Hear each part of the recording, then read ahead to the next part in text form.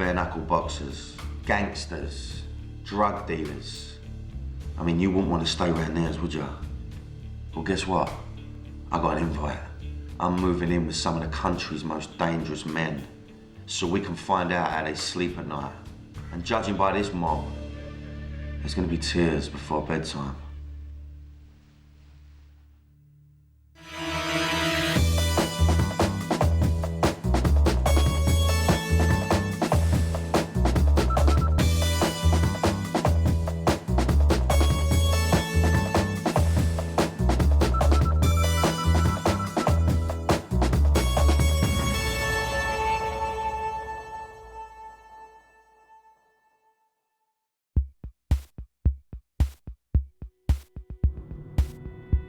This time I think I've gone too far.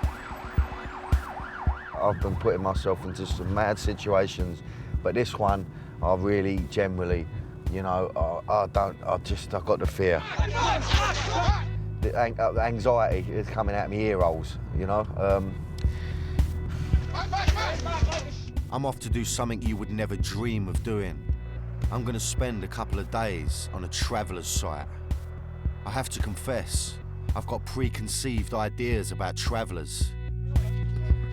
Gypsies, you know, avoid them at all costs, you know. I've had a few moments with gypsies, you know. I've seen a few tear-ups with a few gypsies as well, but certainly don't go and sleep on a gypsy site. I mean, you know, could it be 100 things to do before you die? Go and kip on a gypsy site? I mean, there's not many people that have got to do it. That's why I'm here, to challenge my prejudice. Oh, I don't know what to expect. And this is the guy that's putting me up.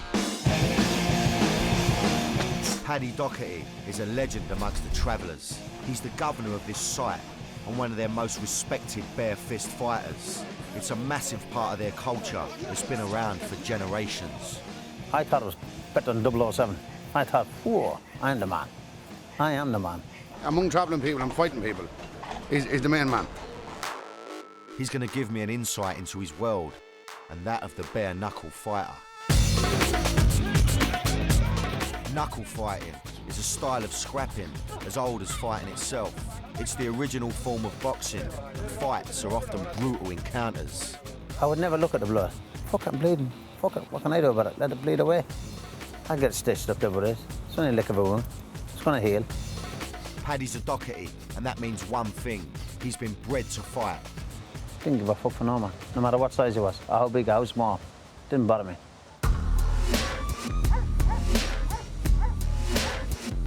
Paddy's site's in Salford, Greater Manchester, on what looks like the outskirts of an industrial estate.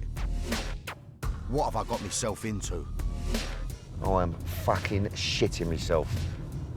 I can't back out now. All right, here we go.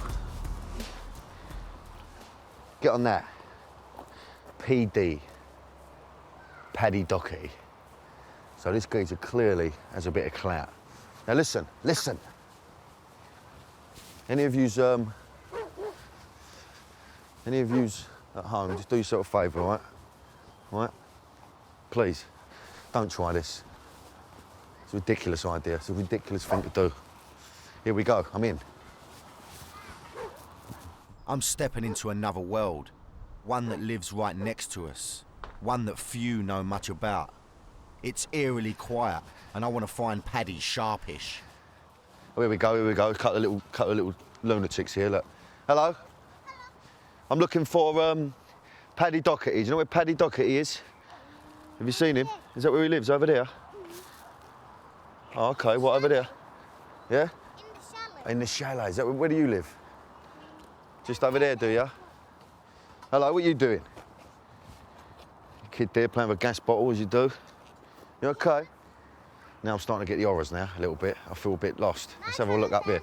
Is this where you live, up here? Just have a little look around. Where's Paddy? Is this Paddy? Is this the man? Paddy? That's me, my man. Hey, my man. Hey, nice to meet you. Absolute pleasure to meet you. And you, likewise. Thank you so much for letting me come on here, man. Just wanted to ask you how comes you've allowed me to walk on here with a camera, because I know, obviously, you know, travellers and stuff, you know, they're very keep yourself to That's yourself. right, And yeah, so, I mean, yeah. obviously, I appreciate that. I mean, I was just wondering why you've allowed me in. I mean, Well, it lets you know what we are. Yeah. We're not meant out to be what we be. Fucking rubbish and this, that, that, what we're painted out to be. There's good and bad among everyone. But everyone, apparently with us, we're all painted with one brush. Yeah. But don't get me wrong, hey, there's good and bad among everyone. Of course. We're not little angels, we're far from that. Yeah. But we are people who help each other. That's the beauty about travellers. They let go out of the way to help each other, you know what I mean? Yeah, and you're all close and you're Yeah, like unit. all a click, yeah. That's all what it's one about, click, innit? Yeah. yeah. You know, if you've got a barney with someone, you know you can't win your barney, but you know you can beat him. You say, well, hold on, I'll ask Paddy Doherty, well, can he sort this one out for me? I've just met this guy, and he's already straight into the fighting chat. But it was a matter of honour. It's not that you wanted it. After a while, no, I don't need this. And you say, I'm going to get out of it. But you don't get out of it because you get your door knocks. Yeah. I'm 50 years of age. Even now, someone knocked my door. Really? Fuck it. I said, come on then. Waste time petting and coaxing. Fuck it, get it on. What can happen to you? Knocked out. End of story, innit? All my chin is all titanium. I've had my chin broken too, snap. I've had my 2 jaws broke. I've had my nose busted. But that's all relevant. You got to take that. Waste time going in with it if you can't take it. Absolutely. And if you're bleeding from there, waste go, oh, I'm bleeding. Fuck that. You're bleeding. Get on with your life. Get on with your fight. Honour of fighting. Broken jaws. This stuff isn't up my street at all. If he hit me, I'd probably snap in half. Coming up, I'll find out what travellers' bare fist fighting is all about. I can eat you just like I'm eating a bar of chocolate, like I'm eating a Yorkie bar. Your nose, your eye, your lips, your ear, your neck, yeah. I'll eat you like a Rottweiler. I'm in Salford, Greater Manchester, with legendary bare knuckle fighter, Paddy Doherty. I thought it was better than 007. I thought, whoa, I'm the man. I am the man. It was a stay that you could say I was a little bit nervous about. I am fucking shitting myself. I've entered a world that few of us, or country people as we're known to travellers, will ever get to see. I'm being taken on a tour of Paddy's place. He's already told me that traveller culture is rapidly changing, and they now have to live on permanent sites. But if you live here, you have to obey his rules. No bullying, no bringing back scrap here and throwing it on the ground. Children's got to go to school. I tell you, look, get your child to school. If I tell you 3 or 4 times, it's like a scratch record. I'm going nowhere with you. Yeah. So penny will drop, get out, and you're off. They look you in the eye and go, right, okay, this geezer means business. I've had a tour of the manor, but I want to see where the king of the castle lives. Paddy's plot looks like a mini version of the White House, with its pillars and gated entrance. He lives here with his wife of 31 years, Roseanne. I get a brief introduction. Pleasure to meet you. Complete pleasure. Unlike her husband, she's a little camera shy. I'll have to try and collar her later. On the way in, I spot something that surprises me. Got a bit of CCTV up here, I noticed, Pad. Huh? Yeah. Just in case anyone dares to try anything. Okay, Never gonna happen, though, is it? But I find out it's for a very good reason. Never You say never happened? I got shot here, right here. That's where I got shot here, right in the door. Paddy explains how one morning as he stepped outside his house with his young son at his side, he was confronted by a gunman. And I walked straight to him. Bang, and he shot me. The bullet went through my skull and lodged over this way. I was in intensive care for a week or 2. Oh, so now I understand why you got this going on there. Yeah. Because nothing's impossible, you know. Nothing's impossible. Paddy's coy about why it happened. All he'll say is that it was a family feud that had got out of hand. And things may have got worse had the man that wanted Paddy dead not taken his own life. So much pressure was on him. He killed himself, God rest his soul. Yeah. So... Well, respect for you, Pad, to even say that, even though the guy's put a hit on you and you're saying, look, God rest his soul. And, God rest him again. you know, There must be something, no matter what, I wouldn't want to kill myself. I can't help thinking, if you're going to try and kill Paddy, make sure you do it properly. Come on in there, but that's yesterday's news, isn't it? Well, yeah. Well, look at this, What a gaff this is, look. What a plot. It's immaculate. Immaculate. It's not it's my home, you know what I mean? It's beautiful. Beautiful. Look at this. Oh, look, he's got a jukebox going on here. Look at this. Look, you've got to get on this. This is beautiful. Yeah. Ah, it's classy. This is really homely. Yeah. You're really homely, you know? I imagined camping stoves and sleeping bags. This place is more like a cross between Buckingham Palace and the lair of a Bond villain. You got enough of these going on as well, haven't you, Pad? No one's coming on here without you knowing nothing. The two-bedroom chalet was custom built to Roseanne's design. Beautiful. Get on that. Look at that. Got enough pillars here, Pad, or what? Yeah, that's the travelling women. They love all that. Yeah, all travelling women. All women love a pillar. Yeah. After seeing this flashy pad, I'm excited about where I'm going to be sleeping tonight. Turns out I got the West Wing.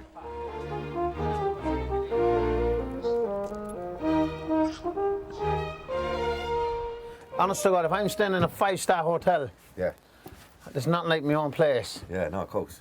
No, I love it. I love You know, you can get up in the morning, honest to God, and I sit outside with a pair of boxer shorts, Yeah. and I drink a cup of tea. Yeah. And it's the loveliest feeling in the world, you know what I mean? Because you're looking at all travellers everywhere.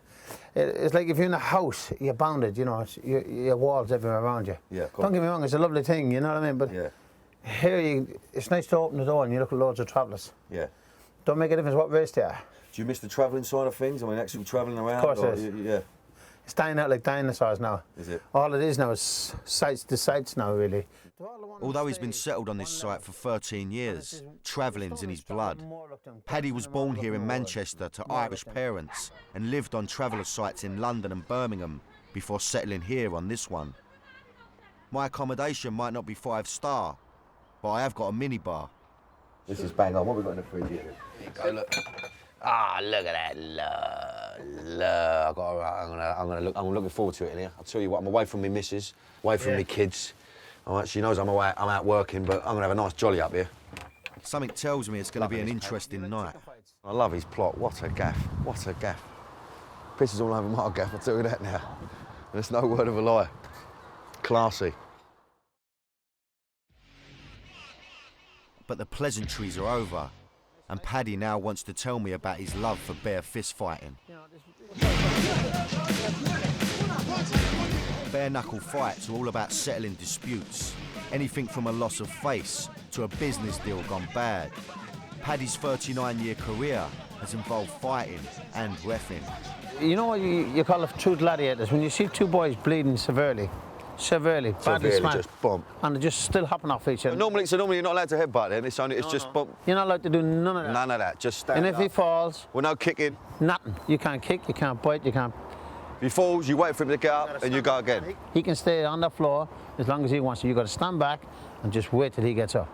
But once his hand leaves that ground, you can go down under, bang, cough of this. You can make him do a back somersault.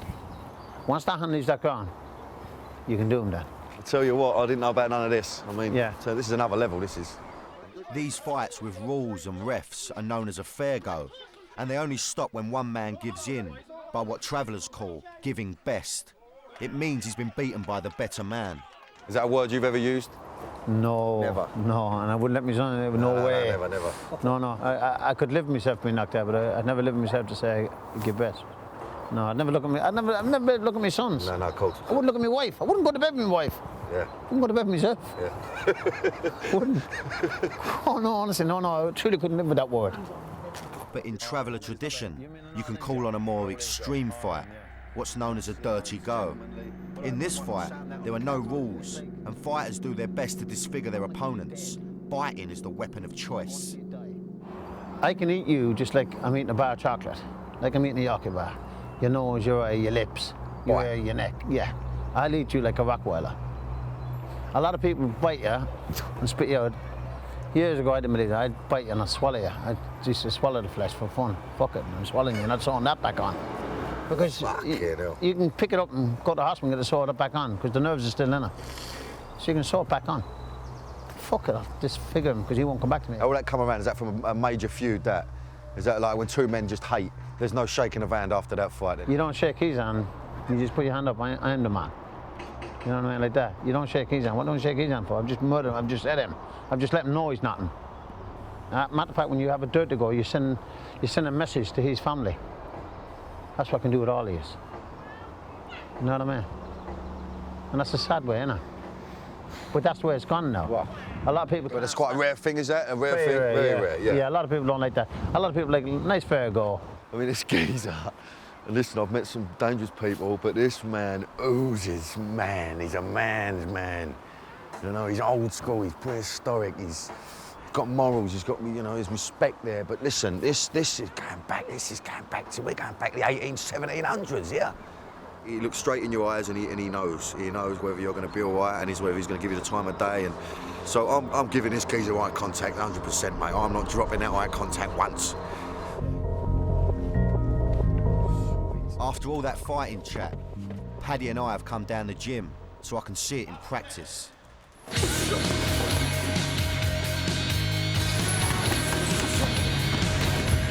I know Paddy loves the fighting, but now I can see that he doesn't take his training lightly. Unless you've got a massive dig and you can knock someone out immediately, you've got to take it seriously. So it's just obviously part of their culture. Being a boy, being a man, you know, you look after your family, you look after your kids, and you keep yourself in shape just in case you've got a feud on the go and you need to stand up and have it off. Just look at his feet. It knows exactly where that rope is at all times. It takes balance, technique. Not all about throwing big right-handers, see? There's a bit of grace involved. But he's also got a punch like a freight train. Powerhouse. 50 years of age, the geezer. Oh.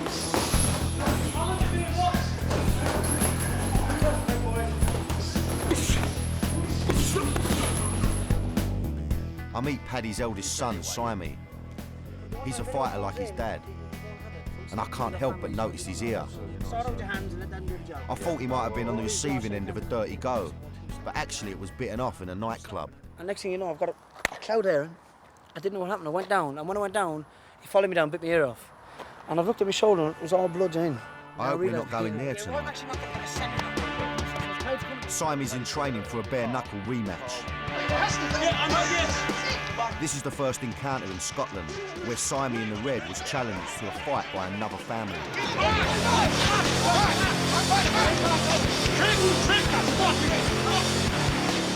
But the dispute wasn't settled, and so a rematch will take place in a week's time at Appleby Horse Fair, where I plan to go with Paddy.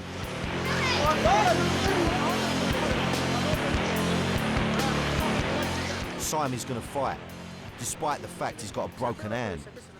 If you pull out now, people start thinking a bit different. And, like, don't get me wrong, I've got every excuse in the world because it's there. I've got fracture scans, everything on it. Yeah, of course. But it's not happening, no. I can close it. As you can see, we look there, you got 4 or 5 good belts in there, innit? So if I land one, it should be all over anyway. I love that. I've got 4 or 5 good belts in it. I mean, for fuck's sake. It's another level, this. Look at him. Van Damme. You savage. I'm sure was. Would you like to meet him down an alleyway? Intimidation. Fuck that, nah. Would you like to meet him down an alleyway? Fancy a bit of that? Fucking sitting there in your fucking settees. Paddy's just getting changed now. I've didn't want to follow him in the older changing room, you know what I mean? He might get a bit funny with me.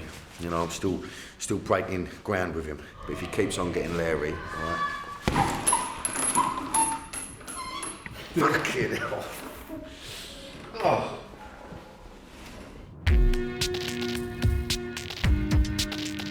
Paddy's a Man U fan, and with the Champions League final against Barcelona on tonight, we're off down the Boozer. On the way, I asked Paddy some more about the shooting that nearly killed him. I swear on my life, and I mean this, I was in intensive care. My father came over to me, came down from London, and he pushed me back, he pushed my head like that, and he said to me, "Are you all right, my Patrick?" I said, "Oh man," I says, "my head will be all right in about 6 weeks," I says. "Will you go and sort a fight out for me and him?" I says. "Tell that that I want to fight him," I says. I said, "Please, old man," I said, "get the fight sorted out for me." I'm in intensive care, asking my old man to get a fight sorted out for me. Fucking hell. Fucking hell. You know what I mean, dear?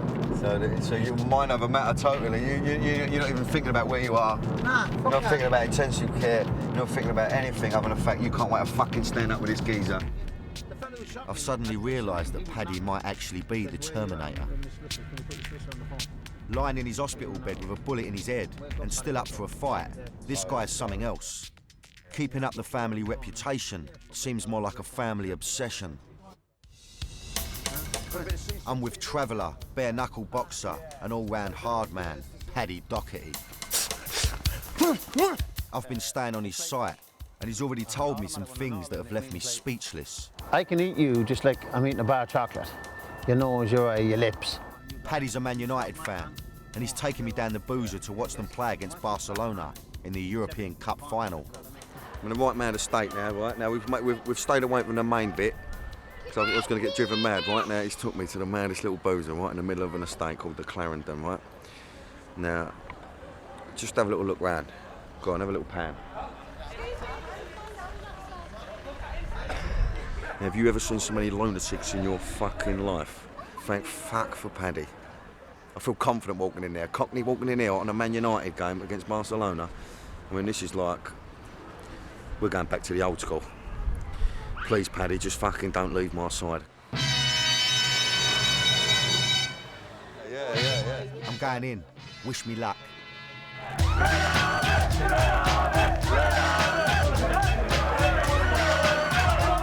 Everyone seems pleased to see me, but I'm still glad Paddy and Simey have got my back. For a West Ham fan, this is my worst nightmare. But as they say, when in Rome. To add to my surreal night, X-Factor winner Shane Wald walks in. Apparently he's related to Paddy. And that's when it starts to get a bit hectic. The game's over, and United in bare knuckle parlance have been well and truly bet. As we spill out onto the street, the festive mood has turned ugly, and the crowd are looking for someone to beat on.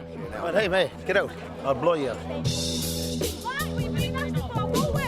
When you're the toughest guy in the pub, sometimes people try and prove themselves. There's a scuffle, and while Paddy stares them down, his brother Martin tells us to leave before it kicks off. Get your fucking ass, we'll go to Smuggler pub. A lot of fools here. We'll do this code then. Calm down, mate. As Paddy disappears into the crowd, the production team decide that we should get out of here.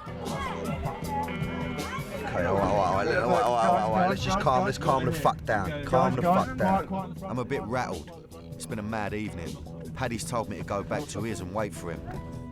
The one thing I've learned about Paddy in the last few hours is that he can look after himself. Arriving back at the site, I find myself on my own. This is my worst nightmare. The guy that's meant to be looking after me has done a runner, and I've got no idea where he is. I'm digi as fuck. Don't know why, because I thought I was in safe hands. I'm just hoping that Paddy's going to welcome me with open arms. Where is he? Where is the geezer? Where is he? I've tried calling Paddy, but there's no answer on his phone. It's 2 a.m. and there's still no sign of him. I've had a couple of beers and I'm beginning to feel a little bit better about the situation. So I'm going to hit the sack. What tomorrow brings, I haven't got a clue. After today, I'm absolutely ready for anything. I'm hoping, I've not had nothing to eat all day and all. There's been no dinner. No, I had dinner, Kate, but I don't have dinner. Hopefully there's going to be a nice bit of breakfast in the morning. If there ain't, I'll suffer it. I'm not going to moan about it. I've had a couple of beers, it's gone to me nut a little bit, and I'll just think, get your nut down and just, try and regroup for tomorrow. I'm hoping Paddy's not going to, well, listen, it's like stupid o'clock now, so I'm sure Paddy's not going to be up at like 6, 7, well, I don't know. I don't know whether Paddy's going to just drag me out of here and whack me on an horse. I don't know what the vibe is tomorrow, I don't know. So at this point, I haven't got a clue what tomorrow holds. I just think, get your nut down and bring it on. Fucking hell. I drop off to sleep to the sound of Paddy's family sparring outside my caravan. What a mad day.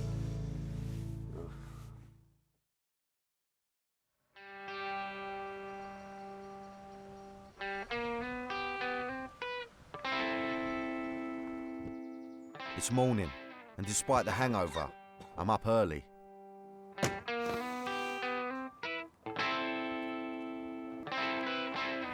Well, surprisingly, I had a lovely kip. Not a bad little caravan, that is. Don't know what happened to Paddy last night. I heard some sort of commotion when he came back. I don't know what time he rolled in. But I'm going to go and see what he's up.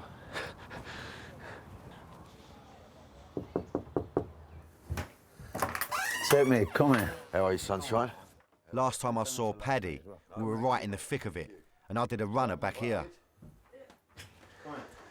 You like a cup of coffee, tea or what? I'd love a nice little cheeky cup of tea, Pad, if that's possible. No problem, I'll get it now, huh? What's on?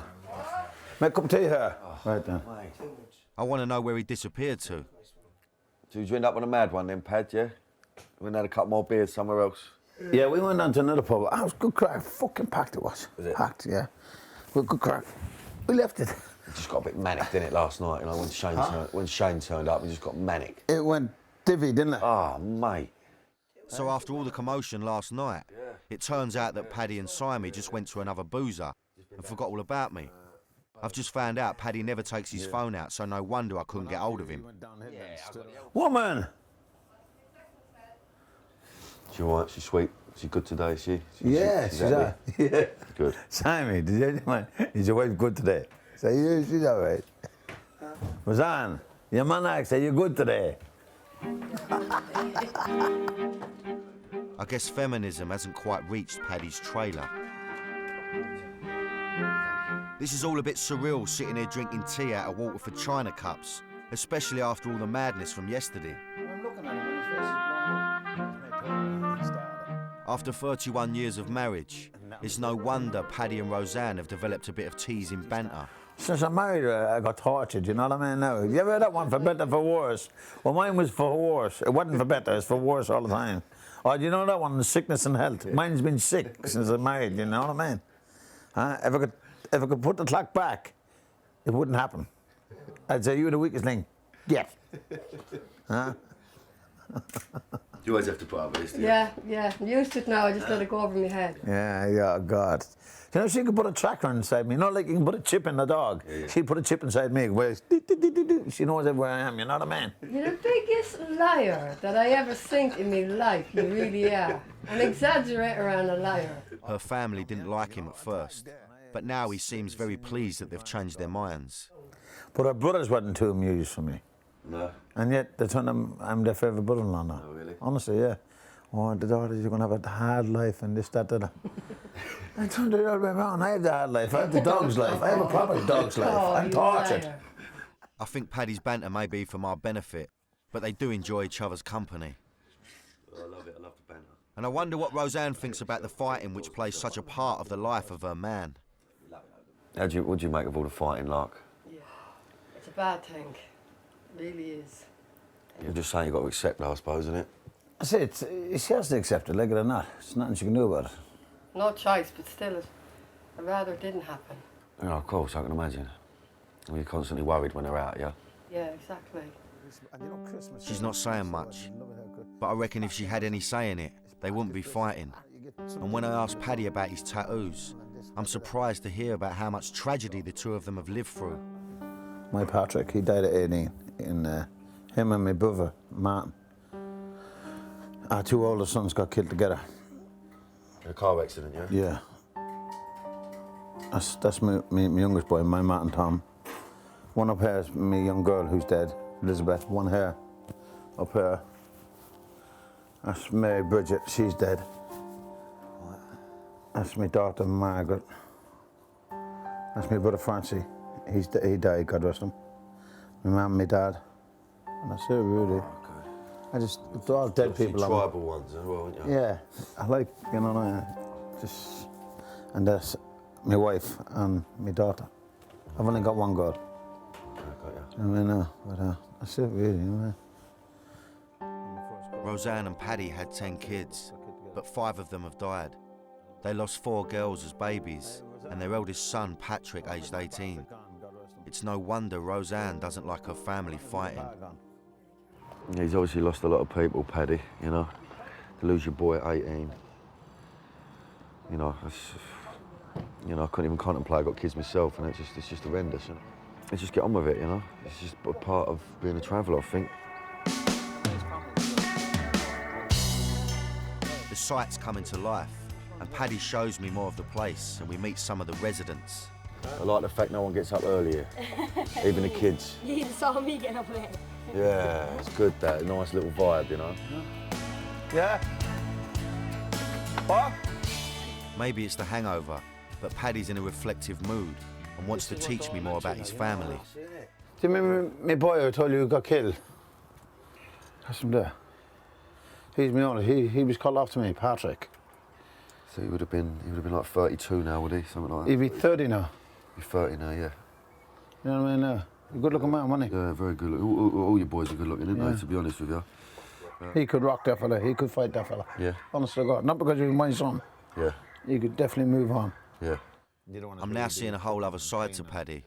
Yesterday it was all about the fighting, but now I can see a sensitive family man who's passionate about where he came from. What's this? Remember I was telling you about All Travellers has little altars and like all sacred things, like the Sacred Heart and Our Blessed Lady and that. And what it is, it makes the elders feel comfortable when they've got holy pictures and that around them. Oh, of course, just a little bit there. Yeah. And you just bless your face in the morning to say, thank you, God, for this day you put in front of me. Paddy's a devout Catholic and goes to Mass every Sunday. Religion is a very important part of the traveller life. The closeness of family and community is very evident here. There are kids and animals everywhere, but parents are never far away. While Roseanne delivers the mail, we cautiously wander around the site, and I'm introduced to another Doherty, Paddy's horse. Who's your daddy, it's called. I think I'm going to be jumping on the back of it. The closest I've ever been to horses is down the bookies, but I'm not sure about the real thing. When we get back to Paddy's plot, it looks like the residents have been busy. They've got some kit together for my horse ride. It's called a Silky, and according to Paddy, it's the Ferrari of the travelling world. As the men get things sorted, I get a grilling from the kids. Where do you live? In a big house? And me? You live in a big house? Not a big house, no. I live in an house, though. Are you a football player? No, I'm an actor. I think he's a bit disappointed. Standing here surrounded by parents, children and animals, I can see why Paddy loves his lifestyle so much. This is their little world, you know? It's their own little community. I love it. It don't matter what goes on out there, you know? It's not important. What's important is what goes on in here. And you can tell there's just a lot of love. Everyone just, you know...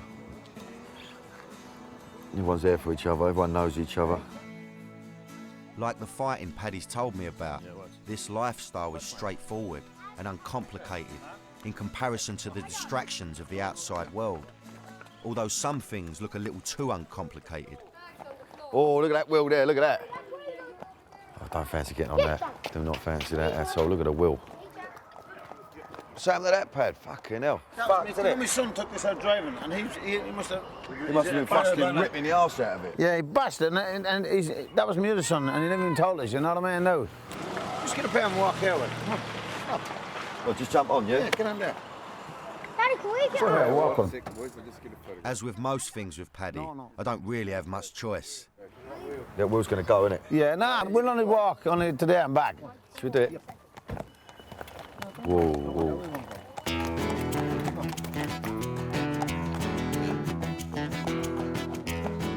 Actually, I don't mind it, but I don't think I'll be taking this back down the M6 to London. Especially with that wheel. Ah, no, I'll tell you what, that's beautiful, mate. I'm saying goodbye to Paddy and Roseanne and heading back to London, but not for long. Thank you so much. I've been invited to the Appleby Horse Fair next weekend, so I can experience what the old travelling days were like. And to be honest, I'm quite excited. His son Simon has been challenged to a fight there. It looks like it's going to be an interesting weekend. I need to regroup before I get to Appleby because I know that Appleby, that's another level, mate. But I'm excited about it. You know, listen, I can never really feel nervous when I'm around Paddy because, you know, he's very protective and he's, you know, you feel safe around him. So, bring it on. I'm with traveller, bare knuckle boxer, and all-round hard man, Paddy Doherty. I've been staying on his site, and he's already told me some things that have left me speechless. I can eat you just like I'm eating a bar of chocolate. Your nose, your eye, your lips. Paddy's a Man United fan, and he's taking me down the boozer to watch them play against Barcelona in the European Cup final. I'm in the right man of state now, right? Now we've stayed away from the main bit. So I was going to get driven mad. Right now, he's took me to the maddest little boozer right in the middle of an estate called the Clarendon, right? Now, just have a little look round. Go on, have a little pan. Now, have you ever seen so many lunatics in your fucking life? Thank fuck for Paddy. I feel confident walking in there. Cockney walking in here on a Man United game against Barcelona. I mean, this is like... We're going back to the old school. Please, Paddy, just fucking don't leave my side. Yeah. I'm going in. Wish me luck.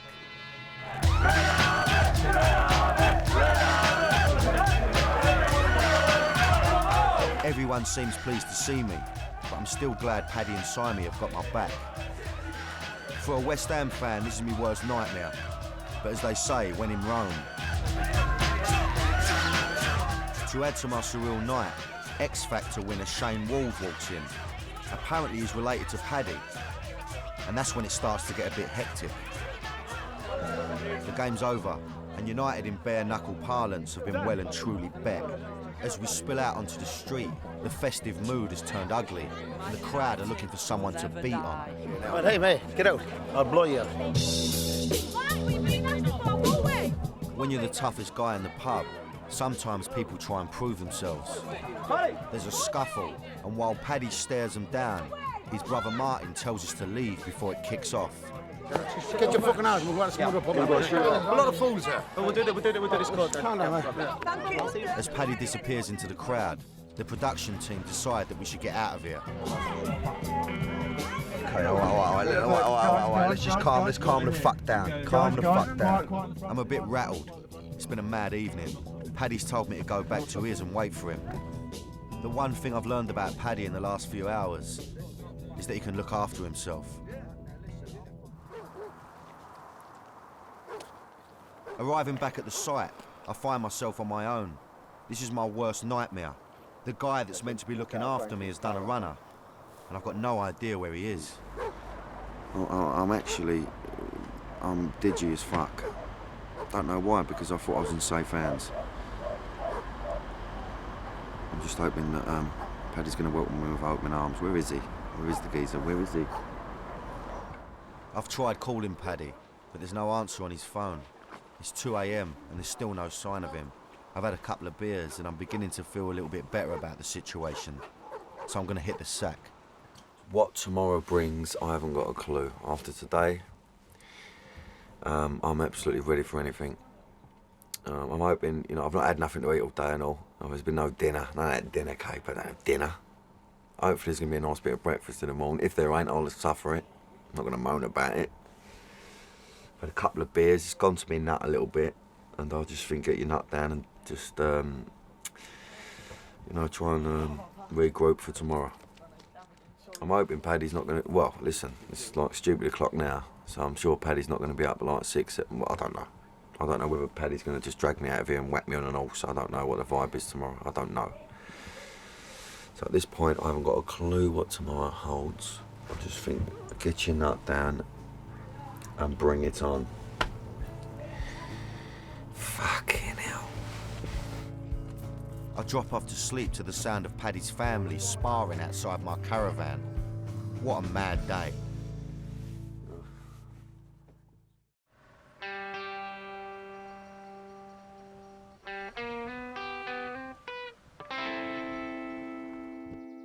It's morning, and despite the hangover, I'm up early.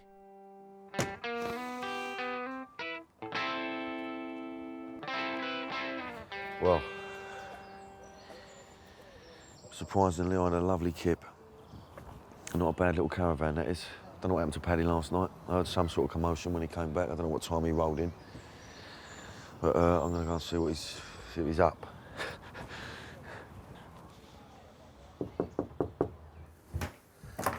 Take me, come here. How are you, sunshine? Last time I saw Paddy, we were right in the thick of it, and I did a runner back here.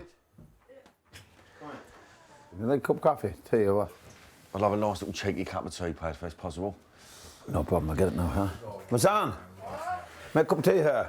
Right then. I want to know where he disappeared to. Did you end up on a mad one then, Pad, yeah? We had a couple more beers somewhere else. Yeah, we went down to another pub. Ah, it was good crack. Fucking packed it was. Was it? Packed, yeah. Well, good crack. We left it. It just got a bit manic, didn't it, last night? You know, when Shane turned up, we just got manic. It went divvy, didn't it? Ah, mate. So after all the commotion last night, it turns out that Paddy and Simon just went to another boozer and forgot all about me.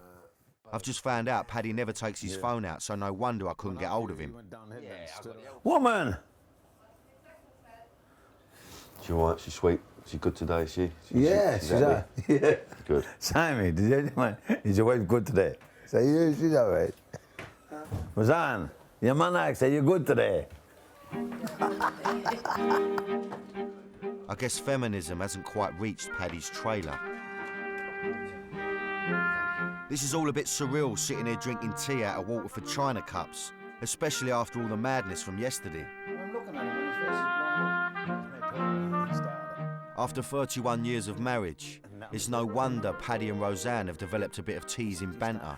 Since I married her, I got tortured, you know what I mean? Now, you ever heard that one, for better, for worse? Well, mine was for worse. It wasn't for better, it's for worse all the time. Oh, do you know that one, the sickness and health? Mine's been sick since I married, you know what I mean? If I could put the clock back, it wouldn't happen. I'd say, you're the weakest link. Get. Huh? You always have to put up with this, do you? Yeah. I'm used to it now. I just let it go over my head. Yeah, God. You know, she could put a tracker inside me. You know, like you can put a chip in the dog. Yeah. She'd put a chip inside me where she knows where I am, you know what I mean? You're the biggest liar that I ever seen in my life. You really are. An exaggerator and a liar. Her family didn't like him at first, but now he seems very pleased that they've changed their minds. But her brothers wasn't too amused for me. No. And yet, they told them I'm their favourite brother-in-law now. Oh, really? Honestly, yeah. Oh, the daughters, you're going to have a hard life and this, that, that. I turned it all the way around. I have the hard life. I have the dog's life. I have a proper dog's life. Oh, I'm you tortured. liar. I think Paddy's banter may be for my benefit, but they do enjoy each other's company. I love it. I love the banter. And I wonder what Roseanne thinks about the fighting which plays such a part of the life of her man. What do you make of all the fighting, like? Yeah. It's a bad thing. It really is. You're just saying you've got to accept it, I suppose, isn't it? I say, she has to accept it, like it or not. There's nothing she can do about it. No choice, but still, I'd rather it didn't happen. Yeah, of course, I can imagine. Well, you're constantly worried when they're out, yeah? Yeah, exactly. She's not saying much, but I reckon if she had any say in it, they wouldn't be fighting.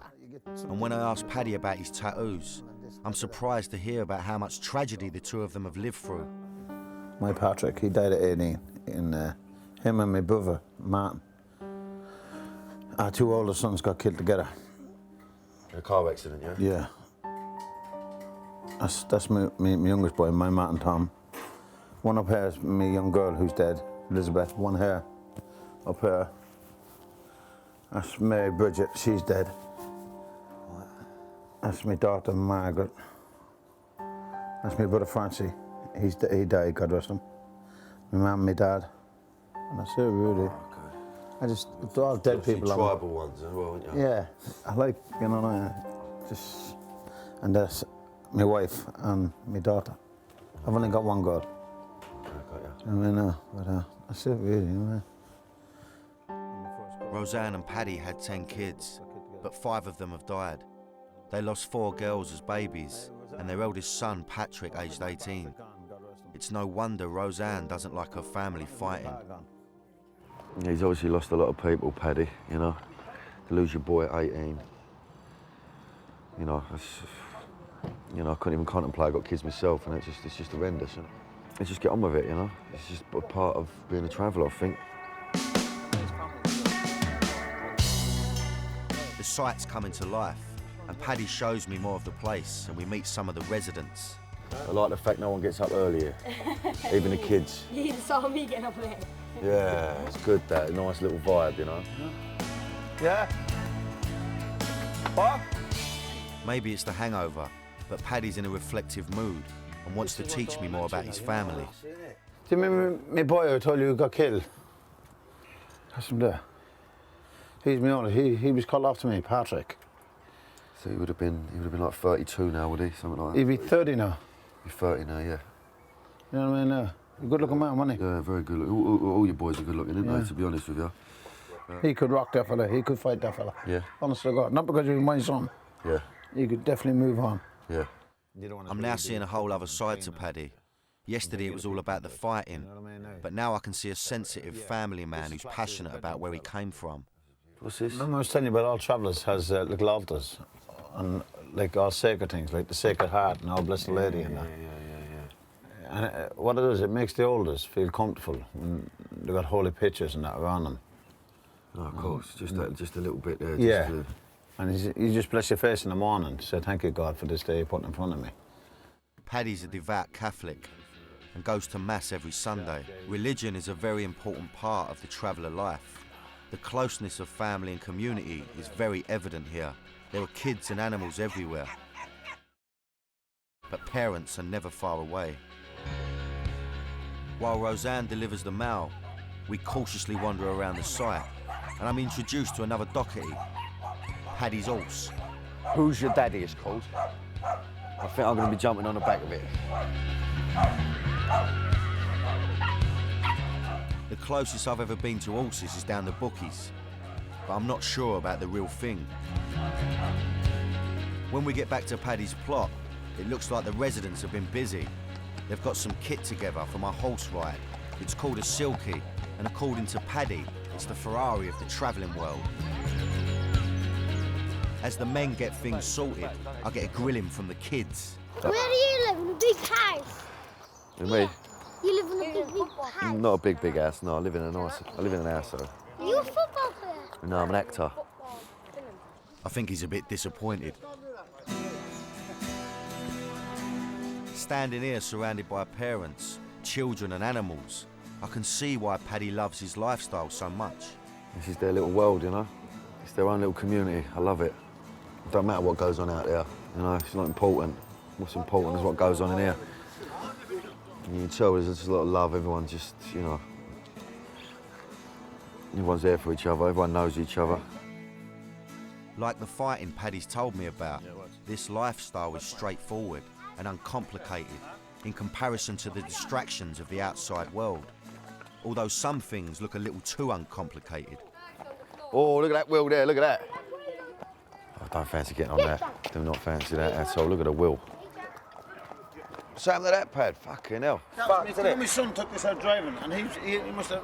He must have been fucking ripping the arse out of it. Yeah, he bashed it and that was my other son and he never even told us, you know what I mean? No. Just get a pair and walk out with it. Come on. Well, just jump on, yeah? Yeah, get on there.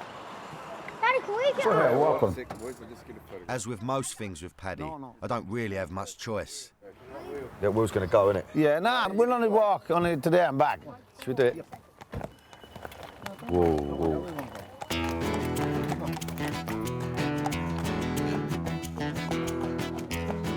Actually, I don't mind it, but I don't think I'll be taking this back down the M6 to London.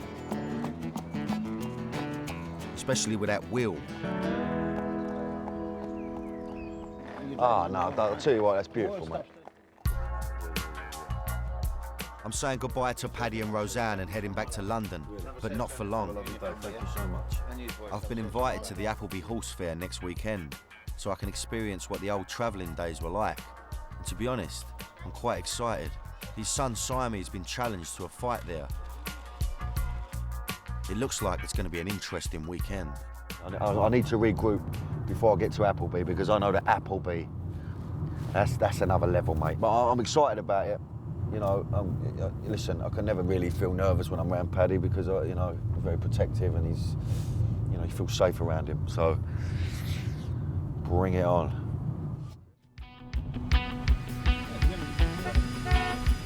It's been a week since I'd left Paddy and his site in Manchester, and it was certainly a couple of days I'll never forget. I've seen the way that many travellers live today, and to be fair, it didn't involve much travelling. So I'm heading back up north to see Paddy again, only this time he's been on the move. He's loaded up his mobile caravan and is spending the weekend at the Appleby Horse Fair, which is one of Europe's largest travelling community get-togethers. Are you going to Scarborough Fair? Now, I've been to a few fairs before, but I don't think this one's going to be all tombolas and cake competitions, if you know what I mean.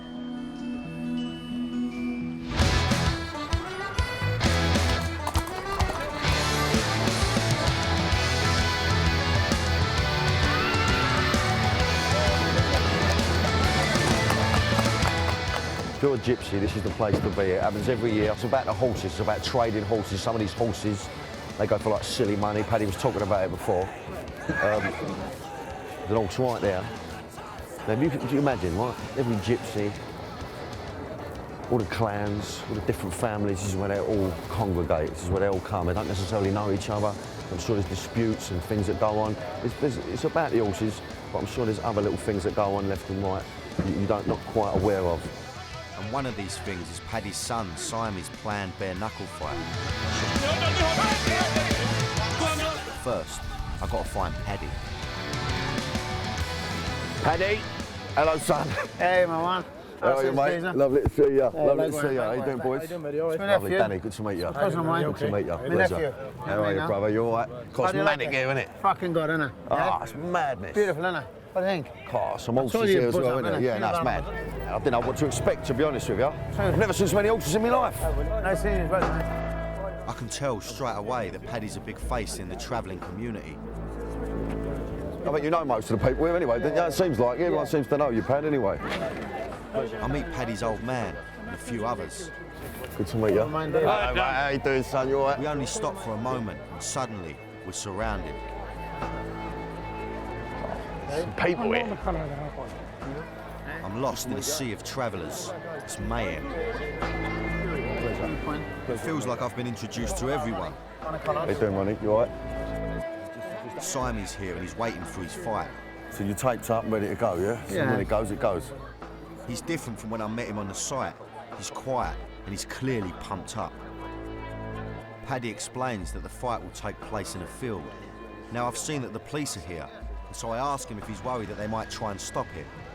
What about the old Bill side of things then? Oh, but no bill won't matter. As long as they're on that field there, they don't give a fuck. Oh, they stay away, yeah? That's it, still, because you know it's a traveller's tradition, and it's a traveller's fight, you know what I mean? And it's fair. Fair fight. One goes down, let him back up. There's no kicking, no bite, none of that. Just a nice fair fight, 1-to-1, end of story. Simon's fight's meant to be at 1 o'clock, so to kill some time, Paddy takes me to soak up some traveller culture. Good vibe here, a lot of people, a lot of dangerous people here and all. But they're all well behaved, they're gentlemen. As much as I feel a bit digi, I'm all right. Good people, you know. In fact, it's not the people I have to worry about, it's the horses. Nah, look at that. That's beautiful, eh? Is that the bollocks, isn't it? Eh? God, he's giving it that, and he's flat out. Paddy's showing me something called the trots. This is the business side of things. Whoa, yeah.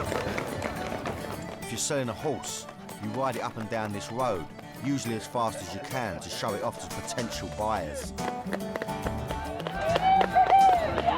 Isn't that lovely, isn't it? Yeah.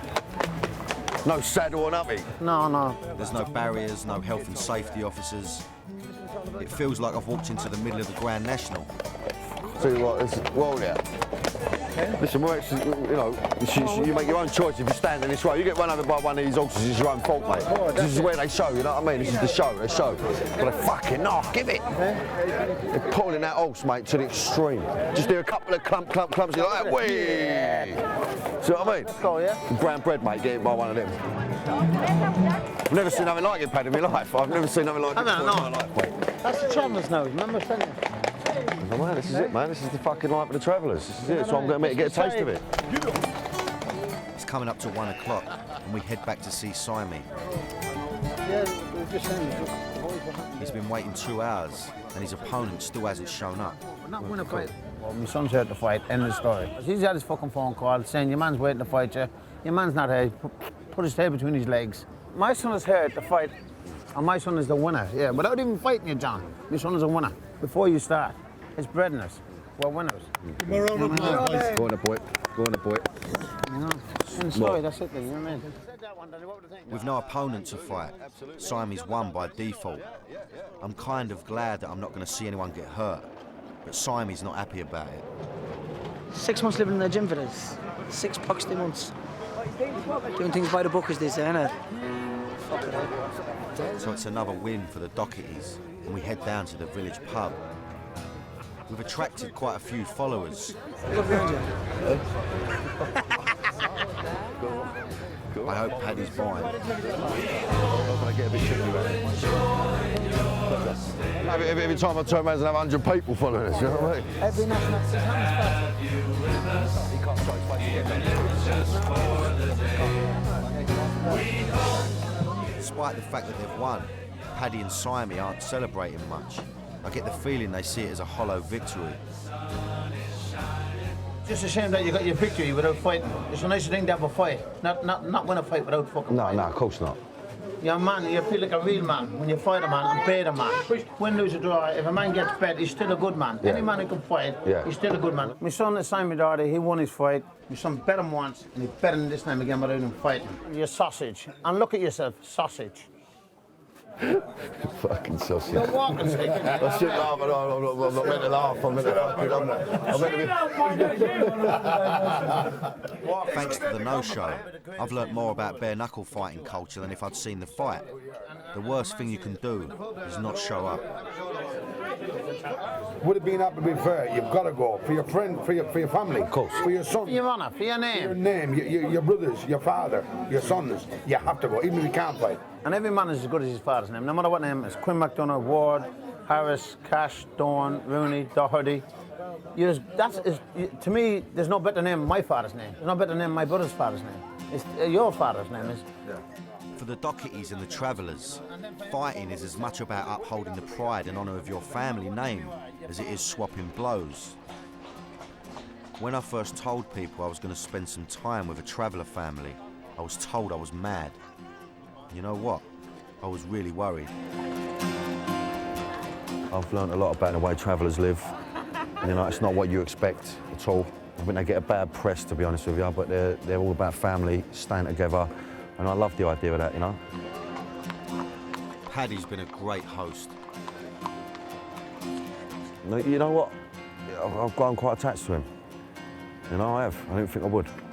The Appleby Horse Fair has been an experience, one that I'll never forget. But for now, I think it's time for me to head home to the relative calm of East London. So I'd like to just drink me lager now and have a relax. I'm causing a little bit of attention being here. I don't think any of them will clock me. I don't think any of them know who I am. Let's just have a little look. That's what I'm dealing with. And that's hard work. That's living dangerously. Sweet as. Bare knuckle boxers, gangsters, drug dealers. I mean, you wouldn't want to stay around theirs, would you? Well, guess what? I got an invite. I'm moving in with some of the country's most dangerous men, so we can find out how they sleep at night. And judging by this mob, there's gonna be tears before bedtime.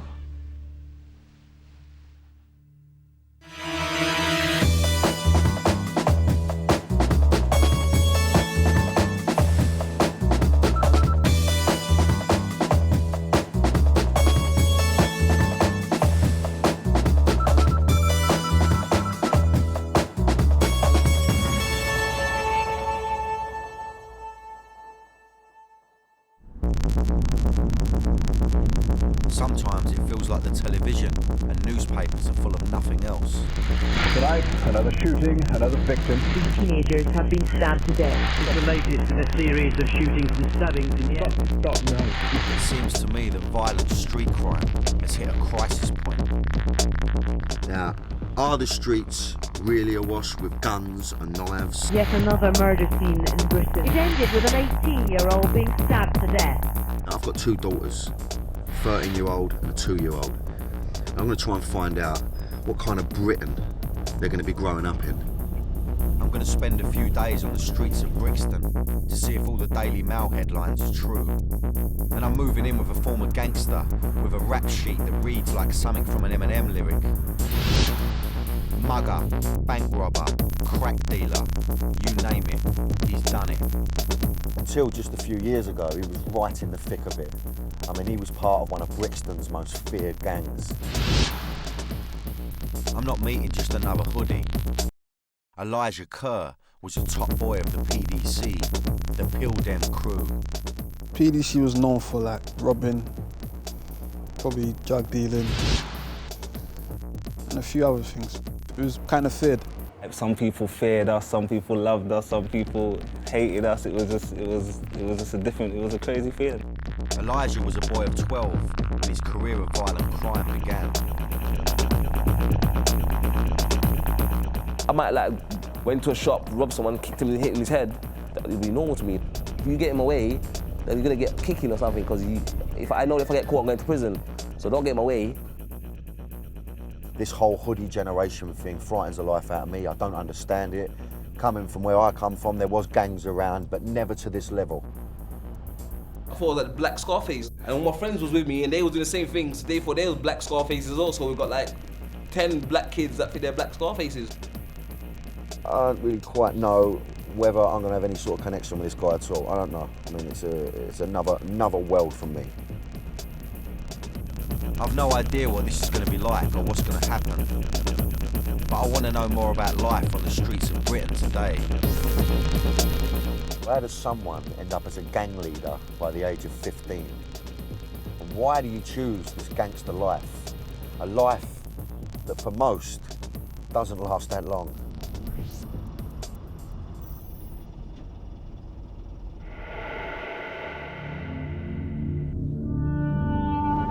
And it's at a makeshift memorial for another young life lost that I've arranged to meet Elijah. Just a mile or so from where he lives, flowers and tributes lie for the most recent young victim of a fatal stabbing.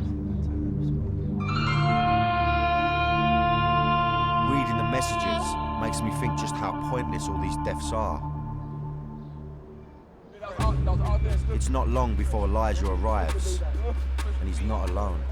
Cut the pals right round him, didn't expect that, thought he would have been on his jack. And he said that ex-gang leader, what'd you expect? How you doing, bruv? Nice to meet you, bruv. Pleasure, man, thanks for coming to see me. He introduces me to Maddox and Michael, both former members of the PDC. Oh, this is a bit strong, it's the first meeting with you. Yeah, boy. Normal, innit? You see that everywhere, like you see that on lampposts, on the street corners, that's just normal now. Like, I think before people would have been, that would have been shocking before, but now it's just like, people probably walk past this every day and it's nothing. A 16-year-old was stabbed to death at this spot just 1 week before I made this film. That could have been me there. That could be any of us here. That could have been me right there. Those flowers could be for me. We've been in fights like that where that could have been, I could have got stabbed like that, or something could happen, I could have got shot in the head or something. Like, people get stabbed and shot, but it wasn't as highlighted as it is now. Like I remember someone getting shot back in the days, and it wasn't on the news. Only we knew about it. Like it was just like a normal thing. Like he got shot, alright. Okay. I thought I was gonna die around the 24, 25 years old. I thought I was gonna die around that age. So like, I'm gonna go to prison, probably come out, have like 4 more years to live. That was my attitude. That's a mad mentality to that have my that, attitude. to accept death. That was my attitude. And I decided to say, you know what? Fuck the system, fuck everyone. I don't care about no one. Fuck it. It's hard to get my head around what he's telling me. He didn't seem to care about anything. Accepting that you're going to die in your 20s. How on earth did he get like that? It looks like I might not get a chance to get to know Elijah Kerr. I've not even been with him for an hour, and he and his 2 former gang members are stopped by the police.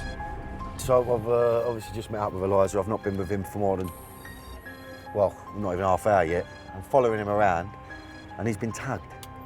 Got a couple of chaps around him. And the old Bill have pulled him already. Oh, shit. Well, another old Bill motor's turned up. I don't know what's going on here. It's a nightmare. It makes me think, am I staying under the same roof as a former gangster, or an active one? I don't know what's going on. I'm hoping it's all going to be sweet. I hope he ain't got about fucking 20 guns in his motors. We're fucked. Fucking hell.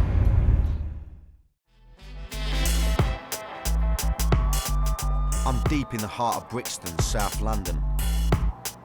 Living with Elijah Kerr, one of the town's most notorious former gangsters. I just don't understand the hoodie generation, so I'm here to find out how the gangster fantasy has become a reality. Getting involved in a dangerous and deadly lifestyle isn't my idea of fun. I remember someone getting shot back in the days, and it wasn't on the news. Only we knew about it. Like it was just like a normal thing. Like he got shot, alright. He says he's a reformed character, but I'm not so sure. Because less than an hour after meeting him, he and 2 of his former gang members, who he was driving with, have been stopped by the old Bill. I don't know what's going on. I'm hoping it's all going to be sweet. I hope he ain't got about fucking 20 guns in his motor. We're fucked. I'm just glad I'm not sitting in their motor. Usually I'll be driving about or something, but we decided to take the other car. So fuck. There are 3 police cars and 5 officers. I think this might be serious. There's no need for that. Why do you think lady come, man? She'll come. She's Because right this there. car's being driven illegally. This gentleman hasn't got a driving licence, and that means he hasn't got a lot of insurance. That's no need for that. They always got something to say all the time. It's a tense situation. The banter isn't friendly. Just because they know us, they say this is what happens all the time. I'm saying. I was going to say, I've been with you 20 minutes. Exactly, it's on you already. There you go. Got more old Bill and all. Anything else? Bang on us. Necessary. That's why I do anything out of this car. All the cars that we own, they're high risk, so they're known for like drugs, guns and all that. So obviously we get stopped all the time. They've not found any drugs or guns, but Maddox, who was driving, doesn't have a valid licence or insurance. But it feels like there's more to this than meets the eye. It's more about who they are than just a traffic violation. The old Bill are obviously keeping a close eye on anyone with PDC connections. Why we're not on the floor, lying down and all that? That's all we need. This is a mad one, this one. This is mental. Within the fucking first hour of meeting him, it's on us. The old Bill are on us. I mean, this is a geezer that's out of crime now as well, apparently. I mean, fuck me, imagine what it was like when he was running around fucking robbing people. They claim they're legit, but I'm not sure that the police are so convinced. This is what we have to go through every day. Every day. We're trying to change our lives, we've got jobs, like we're looking after our sons, and this is what's happening. We have to do it with attitude like that. That's why nobody deals with the police when they're asking for information, because they're doing things like this. They can't come to us with trust because they're doing things like this. You understand? This happens every day, and the youths all around here, they see it. I'm seeing for myself just how tense it gets on the streets between those involved with the PDC and the law. This is the thing about the police, and the fact they're so not from this area. They ain't really got a clue about living on a tough estate like this, so it's hard for them to have any connection with them, I would have thought, to talk to them on a level, because they're never going to be able to understand. They're just there to nick them, for whatever reason that may be. And I'm not knocking the police, you know what I mean? The police have got a tough job to do, especially in London. But it's about trying to get a balance and trying to get some sort of relationship with the people that live on the estate. That's how you make it a better place, I would have thought, than making them the enemy. Welcome to the hood. Welcome to South London. Welcome to the estate.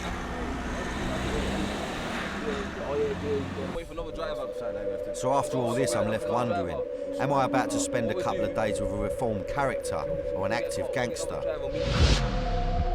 The first generation of the Hoodie, who to me sounds like a really nasty piece of work. It was fast, high risk, pushing, shoving, grabbing people down the floor. You kicked him in his head.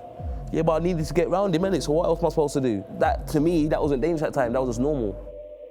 The people that we was doing it to, they must have thought, what the hell? They must have been like scared out their pants. It got to that kind of stage where we got that kind of power on the streets. I'm with Elijah on the streets he once terrorised. He's taking me to where he grew up.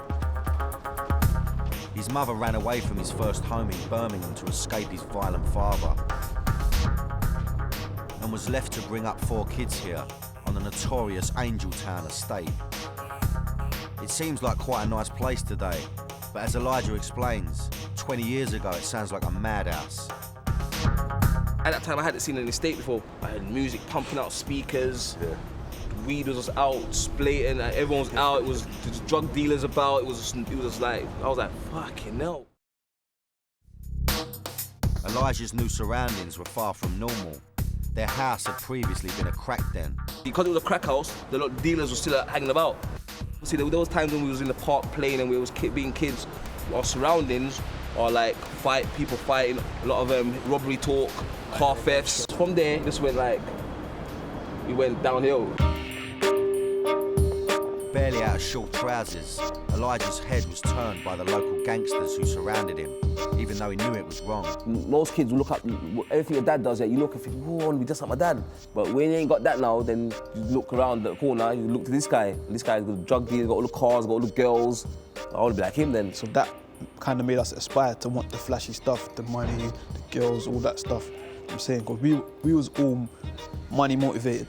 Girls and the money and cars, that whole kind of lifestyle. I'm saying that was appealing to me at the time. That's what you want, those things. So crime provided a way for them to get what they wanted. And they formed a gang called the PDC, the Pill Dem Crew. Pill Dem is like it's a Jamaican patois term for like robbing, taking. Like yeah, we're the Pill Dem Crew. Take what we want, we do what we want. His crime career began with burglaries and muggings. I wasn't scared to rob no one, young, old, whatever colour, any place, any time, I didn't care. Aged 14 and still at school, he and the other members of the PDC soon graduated to shop and bank robbery. Elijah explained to me the simple method they used, which was known as stealing. All you do, you fly over the counter, grab the money, and get the fuck out of here. I can hardly believe at the age of 14 he was robbing banks. But then again, it wasn't exactly Ocean's 11. All that movie stuff, nah. No papers on the table the night before and all that, it was none of that. It was a thing where we walk on the high road, let's do that one. Let's do that one, or let's do that one over there. It was on the spot thing. So you wouldn't even scope the gaff first, Nah, you go, right, that bank over there. Yeah, like, say if me and you was hitting, I would say, fuck it, look, there's Bartleys, they come, let's go and do it. They were boys getting involved in a man's game. They weren't very sophisticated, but they were very successful. I'm amazed when he reveals to me his biggest haul. He managed to grab 15 grand. He was just 15 years old. So where did you keep your money? Where did you stash it? I mean, it's a lot of dough, that 15 bags. The safest place for a young kid is under his bed, isn't it? You think that's the safest place on the planet, under your bed. You think that no one is gonna go on. That's true. As we walk the streets of Brixton together, I can see that he's clearly a face that's well known around these parts. Not surprising when you consider he was running one of the town's most notorious gangs. If you see the police, Warner Brother. Got it? Yeah, strong words. At the height of his criminal days, clothes were a way for Elijah to show off his gangster status. It didn't matter what they looked like, it was all about what they cost. Look at that fucking thing. That's the stuff I was wearing back in the days. That's just kind of stuff. I didn't like the stuff, most stuff I was wearing. Like, bright, some of them was ugly, but it was Moschino and it cost like £700. 700 quid, you think, yeah, I'll have it. That's the same. That's how it goes. He was seduced by the gangster lifestyle. He was a kid who had nothing, so he went out and took it, and it gave him a newfound status. It's like I had to prove something, prove that I was not going to be like an ordinary guy being a bum. I'm gonna do something myself, and so that meant robbing and terrorizing everyone, and I'm gonna do it. Living the gangster lifestyle meant he was a regular at the Ministry of Sound, which in London in the mid-90s was the place for the singer. When I was a kid, I could never get in. No, they wouldn't let me in. A lot of people don't get in, but because I think it was the way we was dressed. It was in Ministry of Sound as well. One time someone gave me a spliff, obviously, and then I was smoking it, but it had a crack in it. At that point there, money in my pocket, champagne, Gucci, glasses, crack. I thought it was like the black Scarface, so obviously, and all my friends was with me and they were doing the same thing, so they thought they were black Scarfaces also. We've got like 10 black kids that think they're black Scarfaces, and that's what we was doing, like living the life. You couldn't get any higher at that point. I mean, that's it. I was at the top. He might have been at the top, but it all came crashing in when at 16 he was caught in a botched robbery attempt. But it wasn't the probation centre this time, it was 18 months inside. Now I've never done any bird, but it's got me thinking. Actually, we've got a lot in common, both from a council estate. It's just that, I obviously, had the result where I had an outlet. I had something to channel my energy into, which was the acting side of things. So I had a way out. He didn't. So it could have so easily been the same path that I took, really. And, it just makes me think about, the other life that I could have had.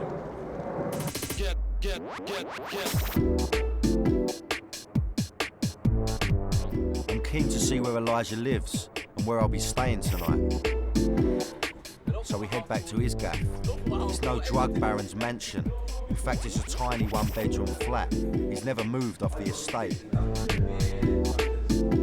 And if he has stashed away any of his ill-gotten gains, he's certainly not splashed out on the decor. In fact, he openly admits he spunked it all away. And I started thinking, what was I doing with this money? I started going back and thinking, okay, let me go back, rewind. Right, that Gucci thing was that much money, this was this. I bought that girl this, I bought this for that girl, I bought that ring, I bought this one. I'm calculating up and I'm thinking, oh, I spent a lot of money. Out of the back of the flat, I noticed some empty, boarded up houses. It's from there that Elijah's convinced the police have been watching him. I've seen the old building there before, just in there, look at my window. They knew that, I knew they was there. That's fucking prime spot to watch as well, isn't it? Now the police don't waste their time watching any Tom, Dick or Harry, so he's clearly a major figure to them. Because if they weren't watching him at the back, they were smashing his door in at the front. I've noticed, obviously, the door's battered. I'm saying. So, how many times you had that kicked in? That's been kicked in on around 5 times. What with this and the incident with the old Bill earlier today, I'm not sure what to make of his reformed gangster story, nor do the police. The policeman said to me, oh, you got illegal now, yeah? Nah, we're not having it. That's what he said to me. All my life I've been playing a cat and mouse with them. It's like these children are playing together for so many years and you've had enough, like, I don't want to play no more. And they're like, you can't do that. You can't just leave the game, we've got to finish it. It's supposed to end up like we're nicking you and you're like doing like life sentence or something, and then that's when we finish. If I was a policeman and I was in their shoes, I'd probably be doing the same thing that they're doing. I'd be like, he's doing something dodgy in the background. Once you're a criminal, always a criminal. But at the same time, because I'm not doing nothing, I haven't really got enough to worry about.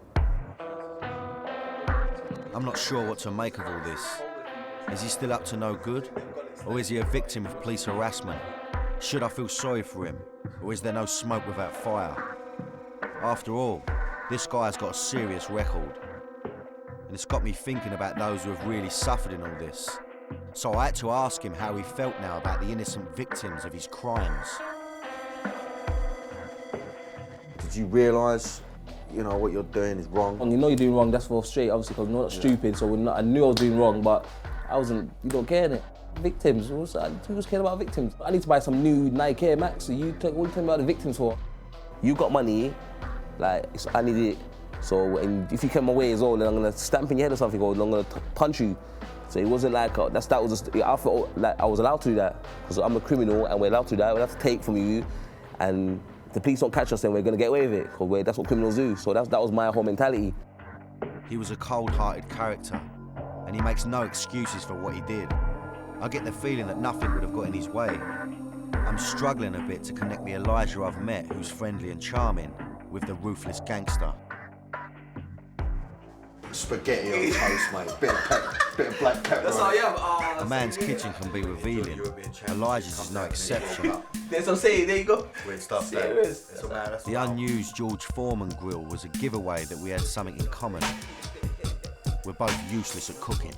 I mean, I'm shit at cooking. And when I've got my kids around me, it's like, I can't cook. It's like a takeaway. We want a bit of McDonald's and we can take. It's embarrassing. There will be no lean or mean grilling for me here. So we headed out for dinner in a local restaurant, where we were joined by some of his friends.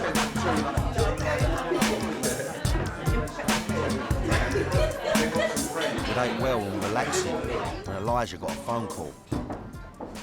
Hello. Yo, what's happening? What happened? What happened on there? Yeah, for real. Just so we left. Something was happening back on the Angel estate. Once again, the police were involved. What's happening? Yeah, someone has got stabbed in the area when we just left.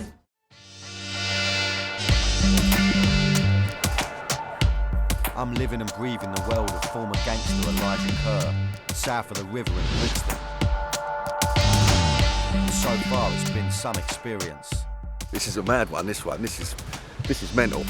I'm seeing a different London to the one I know. I'd felt the heat of the law on Elijah's estate when he was stopped by the old Bill. Welcome to the hood. Welcome to South London. It made me realise that I was running about with a geezer who'd been a seriously dangerous criminal. A man who didn't let anything get in his way.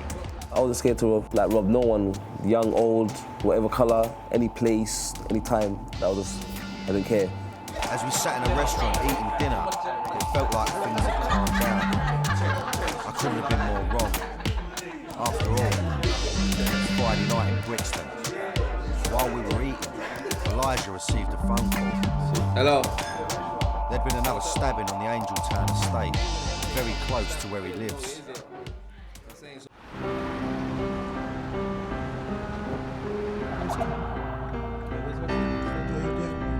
I decided to go to the scene of the crime with Elijah. The second left here, not this one, the second one. We arrived to find the police investigating a stabbing that has happened just a couple of 100 yards from Elijah's front door. Elijah's gaff's just over there.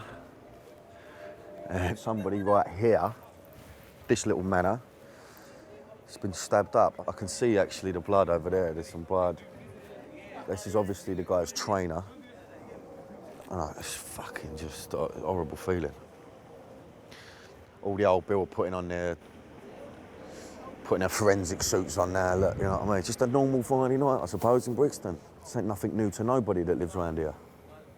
And as you drive around this estate, you clock that there's bits of tape just hanging off fences where it's taped off constantly. And obviously the old Bill just pull it when it's sorted, but it's just hanging off. There's one up there, there's one around there. It's like this red tape here. This is Friday night in Brixton. Not even Friday night yet, Friday afternoon. That's just normal, isn't it? It's not like a wow factor. Stuff happens all the time. Like, it's not like someone's been like shot outside my house before. Like, it's just a frightening thing. There's no wow factor to it at all. Other people see these things only on the movies and that. Yeah. And we see it all the time.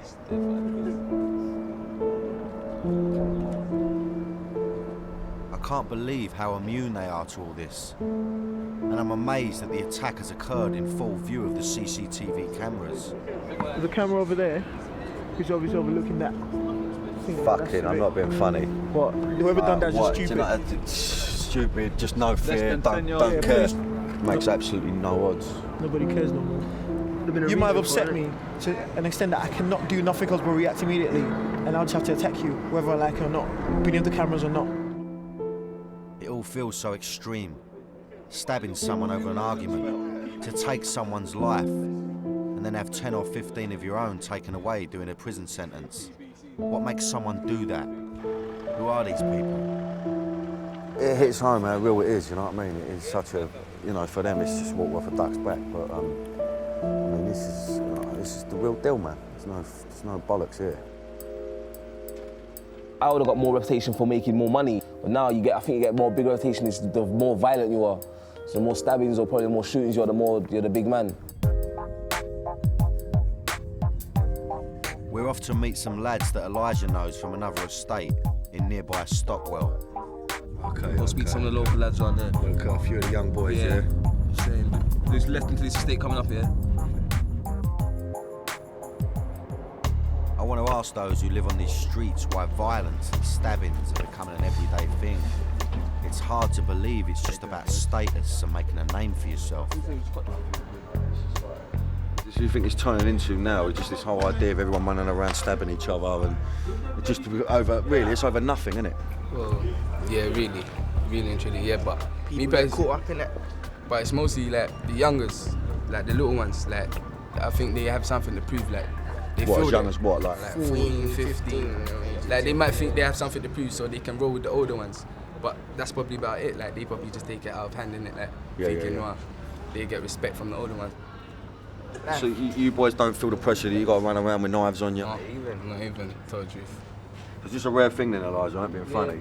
Yeah, what you find, yeah, a lot of the guys now, they're kind of seeing that, you know what, it's not even worth it, because at the end of the day, what everyone's getting involved in and fighting over and beefing over is just something stupid. That's not everyone's like that, I'm saying. So these are the sensible ones out of a lot of lunatics. And if they want to get involved, they get involved, innit? Yeah. Some people don't want to get involved, then they don't get involved. So yeah, that's how it is, really. Yeah.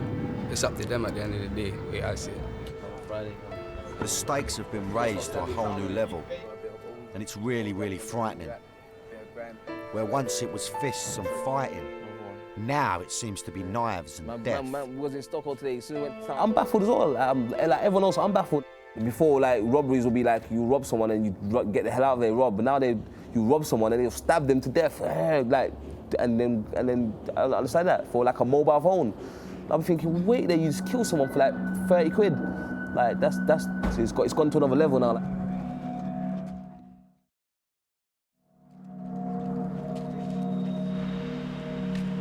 It's late. I'm knackered, and I'm glad to be back at Elijah's place. He lives alone, but I can see the flat is obviously equipped for kids. God, that's a mad-looking rocking horse you got there. Yeah. What's all that about? Yeah, done that in community service, isn't it? What? Yeah. What? Well, you made it? Yeah, I made it from like out of a big block of wood. Oh, all right. In that respect, it's not a mad-looking rocking horse. It looks great. Yeah, that's what I'm saying. Actually, it is a really good job. That's what I'm saying. How long did it take you to make that? How many hours did I do? I done around, I think I had like 120 hours or something like that. So that's like... once a week for 7 hours. He stretched that right out then, so The toys belong to his 3 children. Just around 8 months. From 3 different mothers. 1 day a week. The kids are 2.5, 2, and 1 years old. All the same. Close. 3 close like that. That's what I'm saying. Yeah, do you have time to get out of one house around the other gaff? That's what I'm saying. Fucking hell, man. Beautiful. I got no comment, no more to that. That's funny. Finding out he has 3 kids from 3 different women on top of everything else that's happened is more than enough for me for one day. You know, this whole thing about the stabbing that happened 30 seconds away from where we are now, that just shook me up a little bit because it really does it home. It really is real. So, a lot to take in, you know. I need a few hours kip and then crack on again with him tomorrow. Next morning, and it's time for breakfast. You know what I'd like? A nice bit of eggs Benedict, right? With a nice waffle, right? With a bit of poached egg. You'll be lucky. No way. I can't cook, so basically cereal is like a hot toss. It's Frosties. I don't Frosties. See, that's what I'm saying. Look at that. I can't make cereal. That's what I'm saying. That's how you know this is serious stuff. No, you've done well there. Very well done.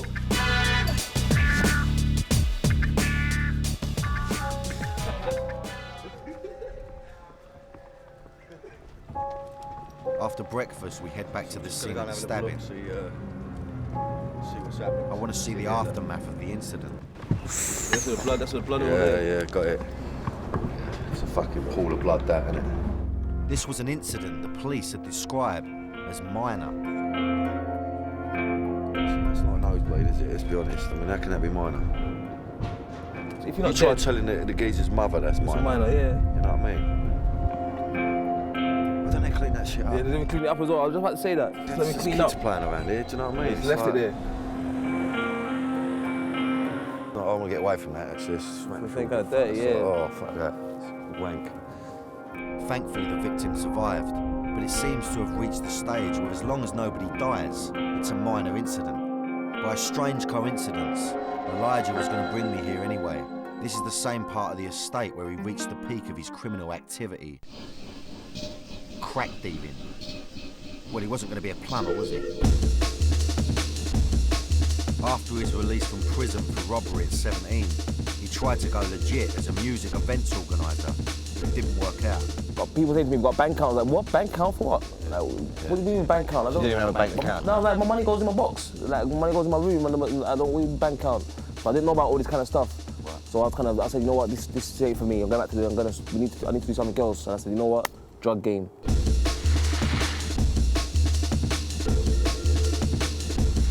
Crime was what he knew, and the drug game proved to be highly lucrative. I was making like £500 a day to like £2-3 grand a day. Each individual was making, I'm saying. Elijah and the PDC transformed the whole derelict block on the estate into a crack dealing business. One of the guys I sold drugs to, he was with a girl, And he came back and said to me, like, yeah, she was smoking all night, she died, she's dead. I was like, fuck, you telling me that for? I was like, fuck. I was like, fuck. So what are you gonna buy? You wanna buy some more drugs? Drugs. Now, I gotta be honest, he sounds like he was a total scumbag. I'm glad I'm meeting him now and not back then. He was blinded by money, as the drug business provided the high life he desired. When we started making the money, it was out there, new trainers, living it, cars pulling up, it was so blatant. But that's, at the time, when the money started coming in, we weren't thinking. The money just started coming in too much. We was on the block counting money, and like 3 grand was out and open, counting it, put back in the pocket. It was too open, way too open, way. The police had been watching him for 3 months. When Elijah was arrested, he was shown the surveillance video. I saw everything on the TV screen. I was like, fucking hell. I had the whole stuff. I saw myself walk up and down the block. I was like, so who's that then? I was like, fucking hell. But I was like, no comment, no comment, no comment. And in my head, I'm thinking, oh, I'm fucked.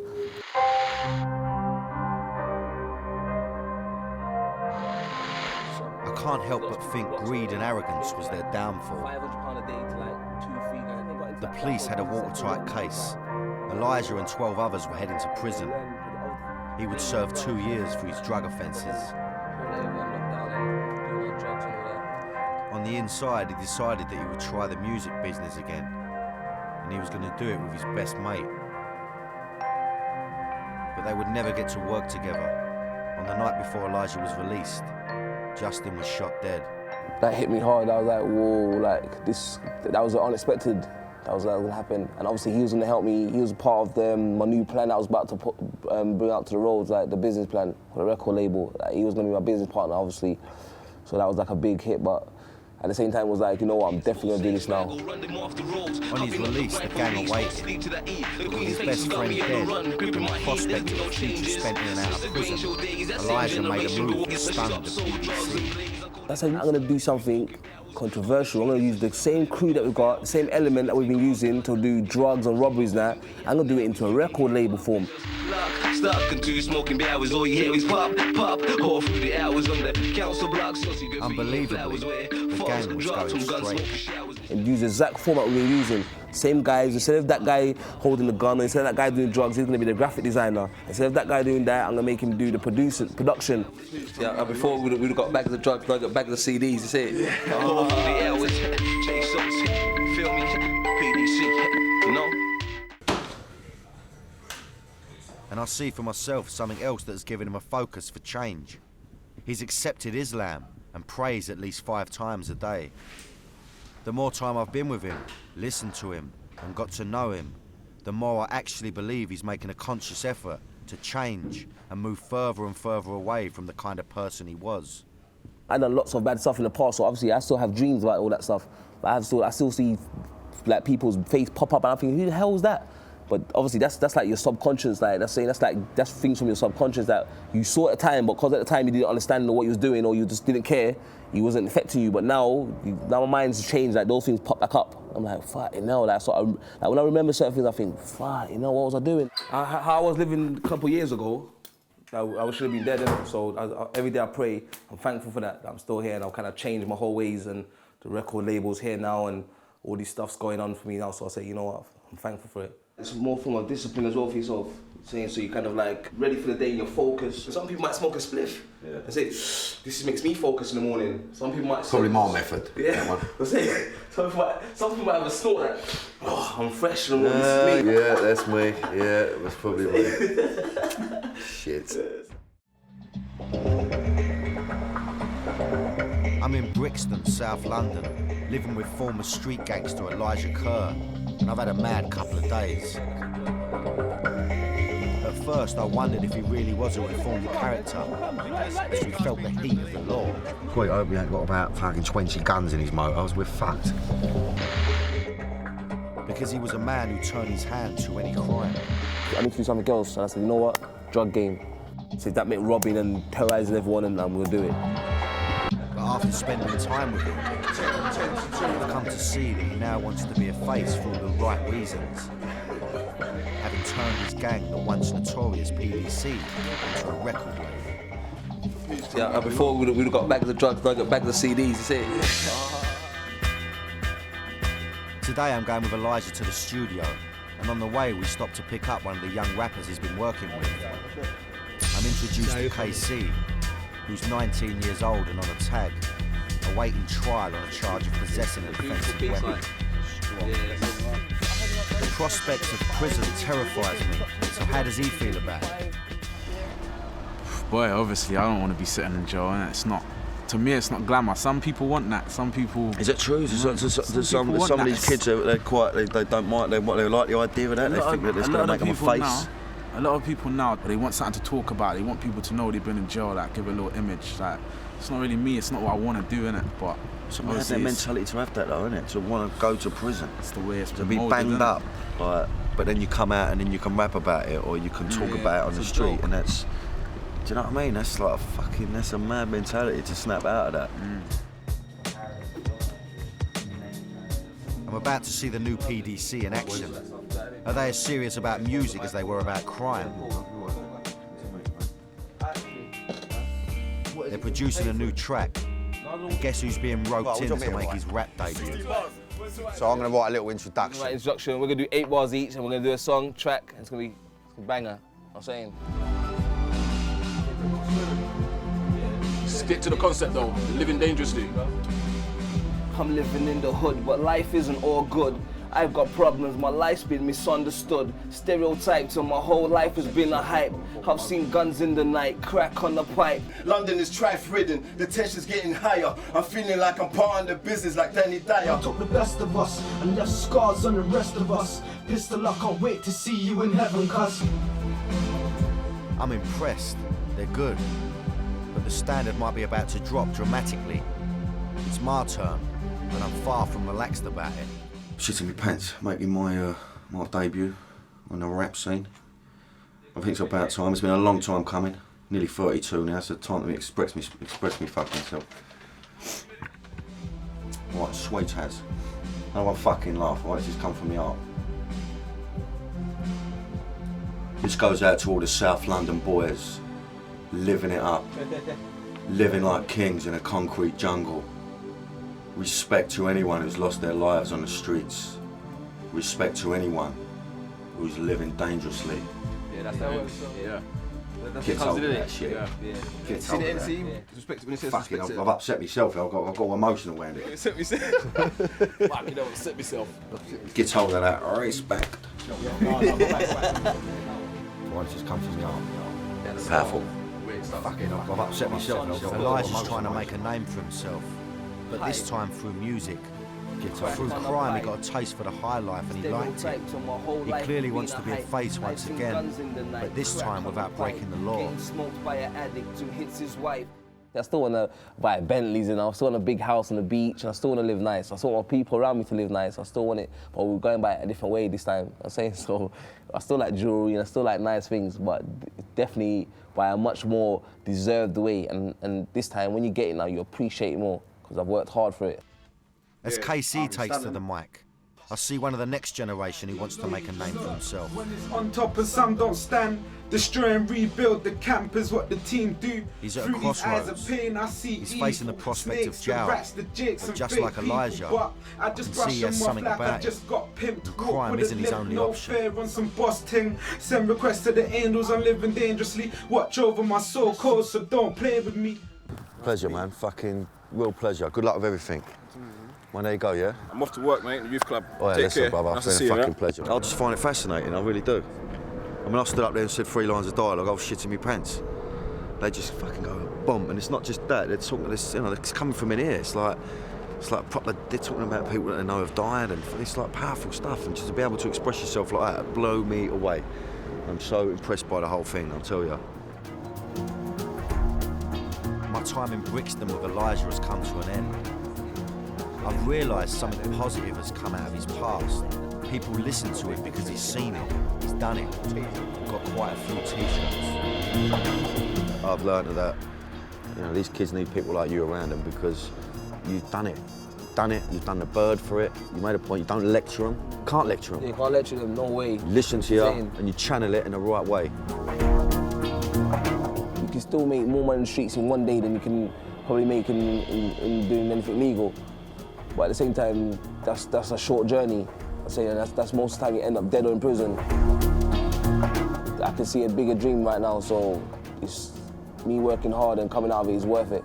I'm saying so I can see that what we're working towards is going to be much bigger than anything that can ever possibly happen on the streets. Bare knuckle boxers, gangsters, drug dealers. I mean, you wouldn't want to stay around there, would you? Well, guess what? I got an invite. I'm moving in with some of the country's most dangerous men, so we can find out how they sleep at night. And judging by this mob, there's going to be tears before bedtime.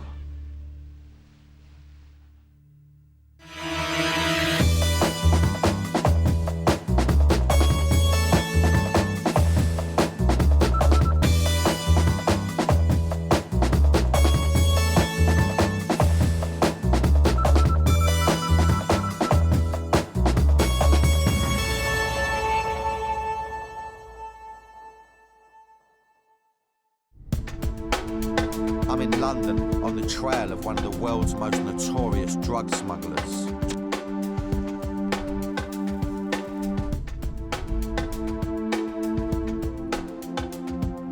You know, I'm not gonna lie, I've took my fair share of drugs, you know.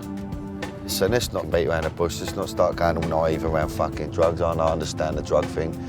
Maybe my generation, especially, you're surrounded by drugs. You know, it's easier probably to go and get a gram of gear than it is to go and get a pint of lager now. You know, it's almost like rife. London especially, rife with drugs. That's the reality, you know. There's the thing about the government and all that, they ain't got a fucking clue what goes on. You know, they just want to sweep it all under the carpet. The illicit drug trade is worth billions of pounds a year. It's one of the main reasons that Brits get banged up abroad. This is not fair. It's 22 years I have to stay here. So I'm about to meet David McMillan, a man who spent 30 years masterminding multi-million-pound drug deals. I'm going to spend a few days with him so I can get inside the mind of a drug smuggler. He's putting me up so I can see how the other half lives. On my way to meet David in Soho, I'm harshly reminded that drugs are a dirty business that can affect anyone. My taxi driver tells me a story, how he was hijacked and held hostage by a gang of 6 drug dealers while they made their deliveries all over London. What time of the day was this? 11 o'clock Saturday morning, and he went all through the afternoon. Scared for his life, he was forced to drive him around while they conducted drug deals. I drove him around for 5.5 hours until I managed to get a call through to the police. That was a scary experience. Fuck me. He eventually managed to raise the alarm and the police responded. The drug dealers were arrested and he got away. Frightening thought was they was going to iron you out at the end of it. Oh, definitely. Get rid of you. Oh, yeah. Because they're not going to just go, all right, cheers, mate, you've been lovely, here's a couple of £100, go and crack on. Don't say nothing, mate, but we've been picking up like keys of heroin all over London or whatever.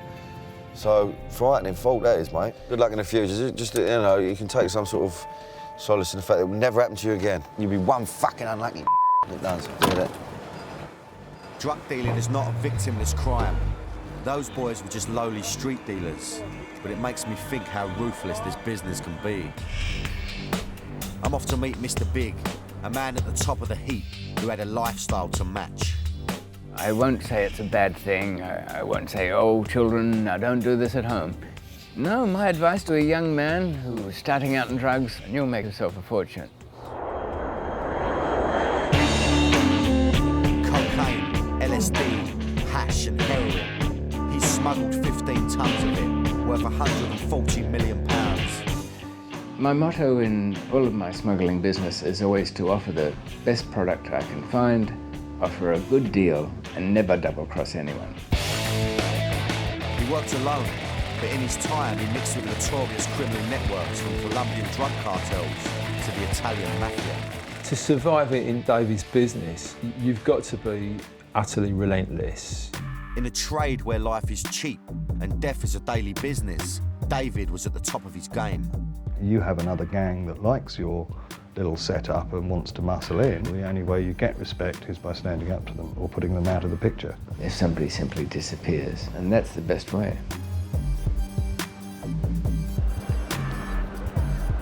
The man I'm going to meet is a master of deception and has spent his life lurking in the shadows. I've never met David, and I haven't got a clue what he looks like. Thing for me is, what does a drug smuggler look like? Now, I think I've got a bit of nous about me. I think I'm on the ball. I think it's going to be obvious. Clearly, he's going to be standing there in a white suit, smothered in gold, pair of glasses on, looking a bit digi and sweaty. Let's go and do it.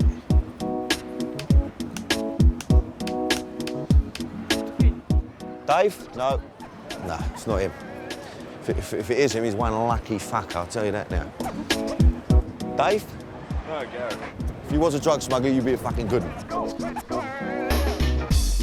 International drug smuggler. There's only one other guy to ask. But it couldn't be him, could it?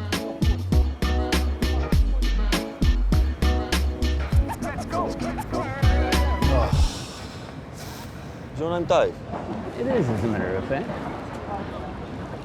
Pleasure to meet you, sunshine. I'm Danny.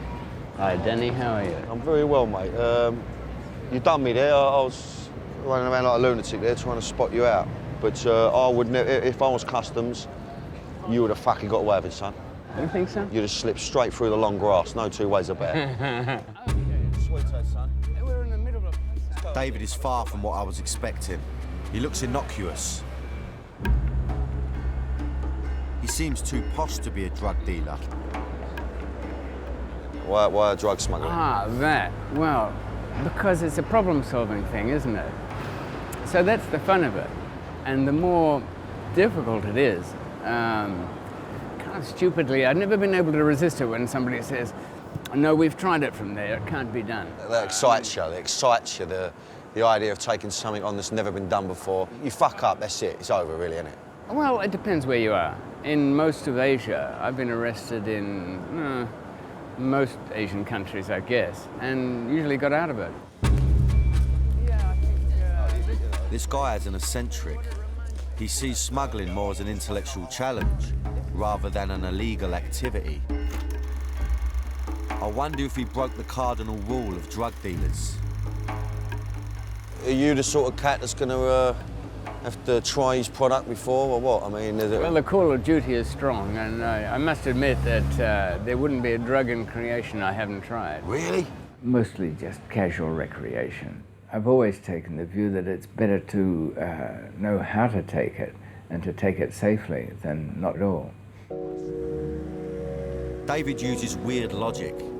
He treats drugs like any other commodity. He doesn't seem to have any guilt for what he's done. Can't quite work this geezer out. I mean, it sounds like a bit of a game to him at the moment.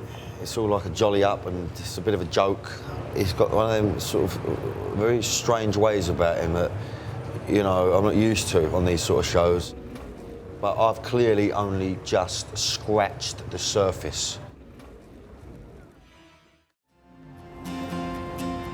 I'm with David McMillan, a major player in the drug smuggling business.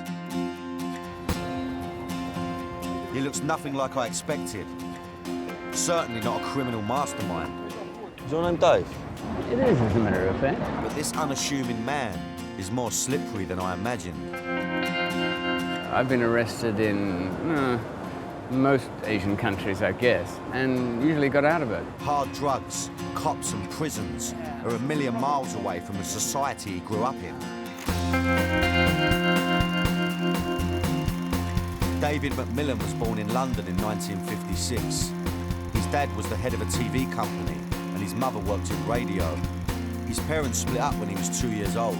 He moved to Australia with his mother and soon had a string of new stepfathers. The only influence out of all of that would have been that I had no great respect for men in authority. And because of that, no particular fear of policemen.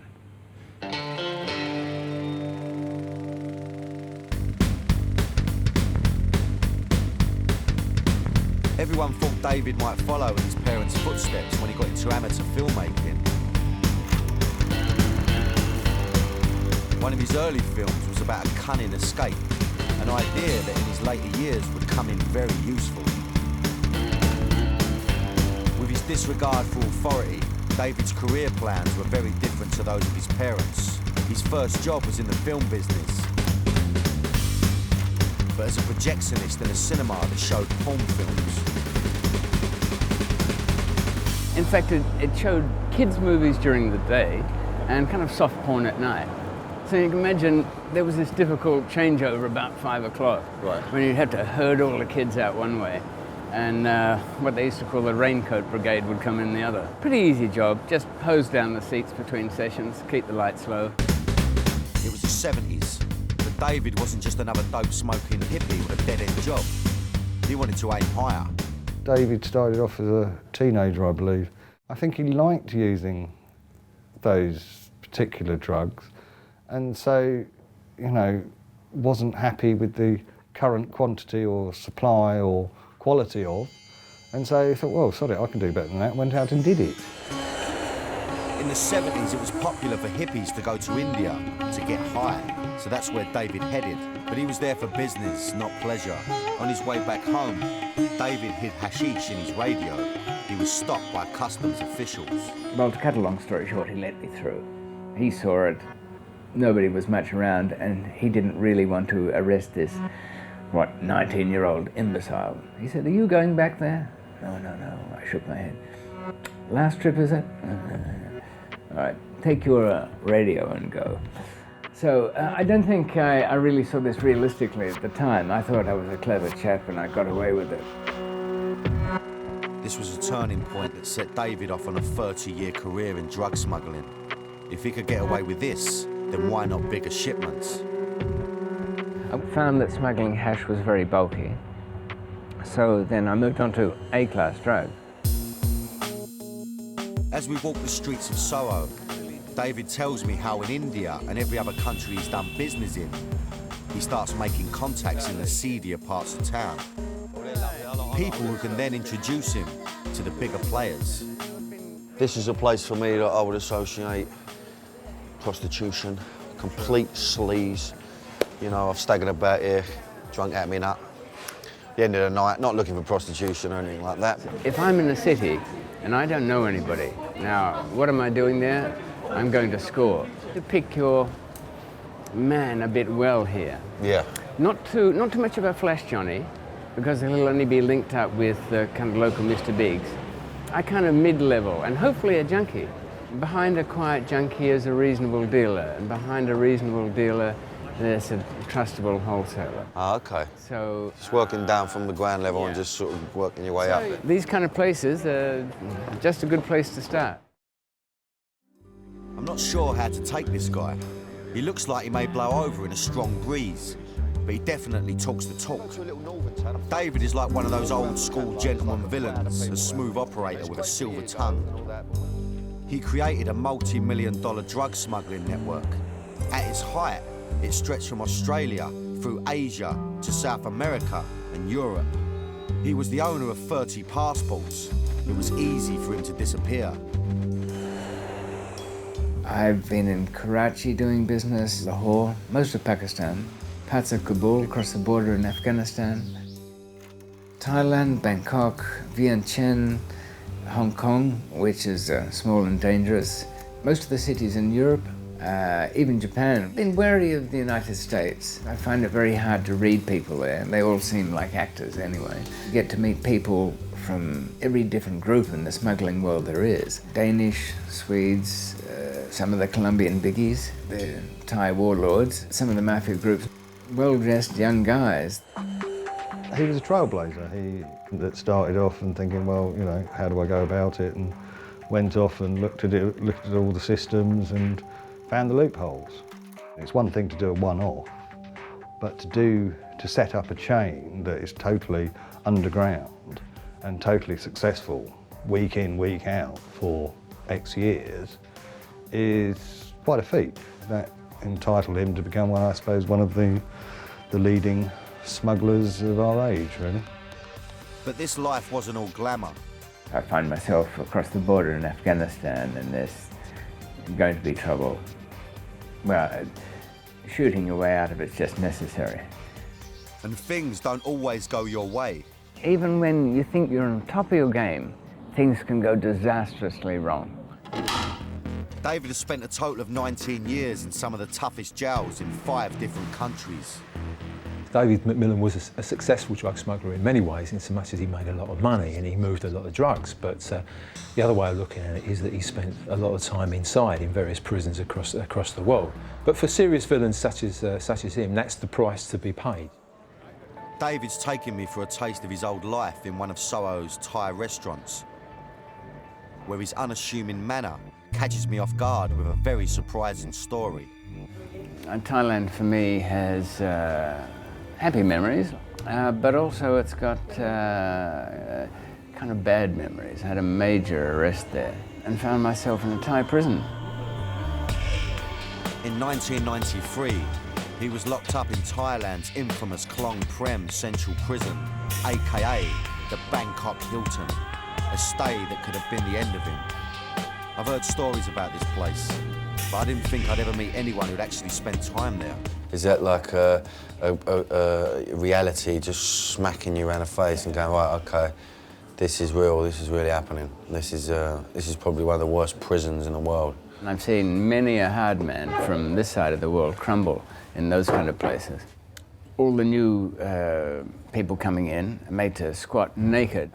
Pretty thorough searches. I remember a kind of fat, cross-eyed and ugly guard with one woolen mitt on with 2 brown fingers. There's a bit more colour were added to those 2 digits. And why the hell did he use a woolen glove for crying out loud? Yeah, fuck me. Some spare ribs, they're not very appetising after that. Okay. No. I had high hopes that the Bangkok prison would have some kind of oasis of corruption where all the wealthy traffickers would live like kings. But it wasn't the case, certainly in the drug prison, which they call, it translates roughly as the cure. And it, well, cured any illusions anyway. The Bangkok Hilton is one of the worst prisons in the world. The prisoners spend 15 hours a day in their cells and are forced to share with 20 others in a space meant for 5. But David's stay here was about to be cut short, literally. The lawyer said, no, you're for the drop. I was going to be convicted for sure there. Now, 200 grams, it's still death penalty. Death penalty, death by firing squad, is it? Or is it death by... firing. It's quite a medieval way of going about it, isn't it? It's a machine gun welded to a bench. You're about 6 feet away, so not likely to miss. And there's a big sheet put in front of you, spare everybody the embarrassment. Now, bear in mind at this stage, you've had 30 lashes with barbed wire and your last meal. In that order, you know, what would you be ordering? Now, Dave, is that not a deterrent for you? I mean, well, clearly it wasn't, but I mean, that is horrific. Well, is it a deterrent? What? Fog? No, well, business. People are gamblers in the smuggling game. Well, I mean, just as the thing is, the gamble is that you lose and you get murdered horrifically. I can't imagine being in that situation. And David talks about it so calmly, it's weird. But in his mind, there was only one thing to do. I had no choice. I had to escape. And only after I'd abandoned all the phony bribery attempts and also half-baked plans that other people had offered, I ended up having to do it in the most basic way possible. Of course, being a smuggler was an advantage in my situation. For I had to smuggle in half the equipment I needed. First, he cut his way out of his cell with a hacksaw blade. He then constructed a ladder made out of picture frames, a couple of bamboo poles, and some duct tape. It was probably the most complicated thing I've ever had to do in one night. It's ironic that as a child, David had made a film about escaping from prison. 25 years later, he'd be doing it for real. Only this time, the guards had real guns and real bullets. I was in one building surrounded by 7 other walls and surrounded by a moat of some 30 metres and topped by a wall of over 20 metres with electric wiring around it. He doesn't look much like Steve McQueen, but he is the only Westerner ever to break out of the Bangkok Hilton. I just heard a native Thai speaker and it was a slightly chilly experience. Even now, 13 years on, he's still wanted by the Thai authorities. Fortunately, Britain has no extradition treaties to countries with the death penalty. Luckily for David, this is the closest he'll ever get to Thailand. David's job and his attitude to the law has meant that he's lived most of his life as a fugitive, and over the years, he's perfected disappearing into thin air. I get it. I mean, his job is about, you know, being another face in the crowd, being a face that you wouldn't even acknowledge twice. So, in that respect, I think he's perfect, definitely. Just a shadow, this guy. He could slip around and you wouldn't have a clue he's around you.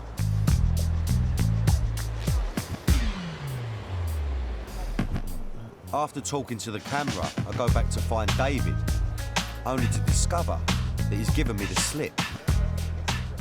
All right, fuck me.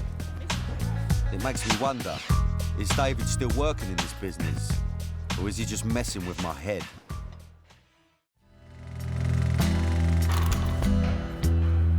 I've been spending time with international drug smuggler David McMillan. I saw him in London, and he told me how drug smugglers are treated at the Bangkok Hilton. Bear in mind at this stage, you've had 30 lashes with barbed wire and your last meal, in that order. I've had a call from David, so I'm off to Brighton. He wants to show me something about his old smuggling days. He's a keen sailor, and over the years, he's smuggled tons of drugs around the world by yacht. He's taken me on a trip. He wants me to get a feeling for what it was like smuggling drugs on the high seas. I'm not really sure about this one. On a yacht, there's nowhere to run, and definitely no backup. And I don't know how real David is going to make this experience for me. I'm a bit paranoid, I can't lie to you. Young Dave. How are we, sir? Easy Tiger. How you doing? Lovely to see you. Aboard. Beautiful. David's an intelligent man. He has an easy charm about him.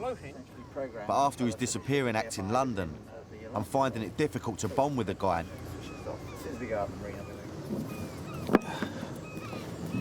But there's no time for sitting around. I'm put to work.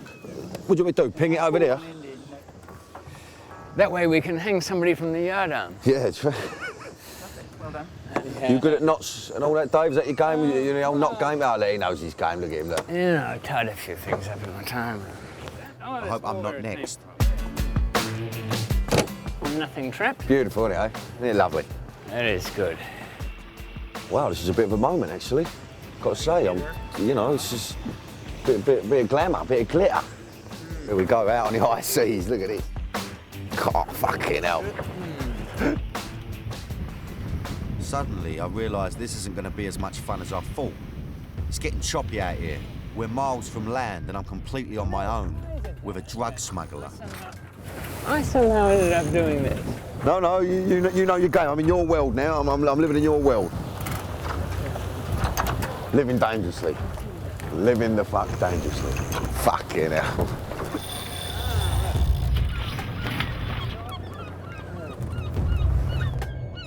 There are over 2 million pleasure boats in the British Isles, and that doesn't include the boats coming in every day from across the Atlantic and the English Channel. Even I can see that those odds are pretty good for getting drugs past customs.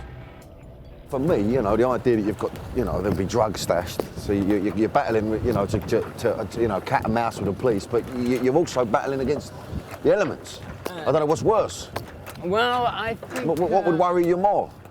I think a bribable Venezuelan Coast Guard would be a much better thing than Force 10 Hurricane. Because they just won't take your money, those hurricanes, will they? It's just being in the wind.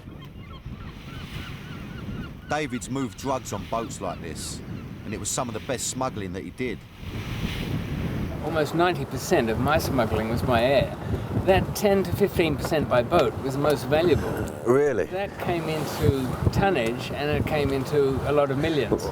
On a boat this size, providing you've got the time and you're not too greedy, you can make quite a good dishonest living by traveling the world.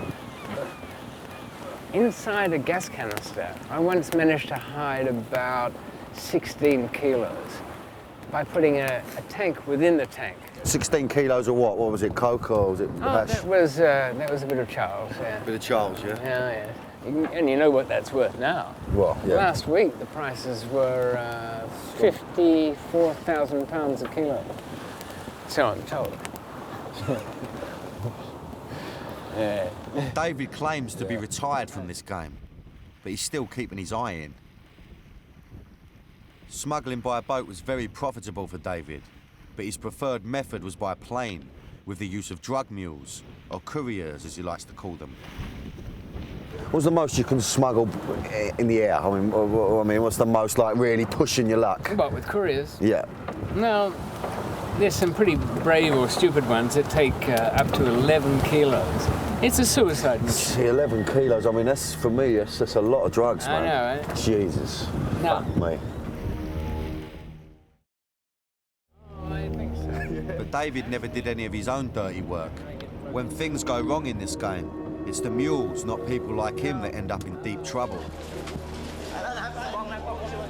90% of drug mules are first-time offenders who have been forced or conned into it because they need the cash. How did an ordinary South London girl end up languishing in jail several thousand miles away, accused of being a drugs mule?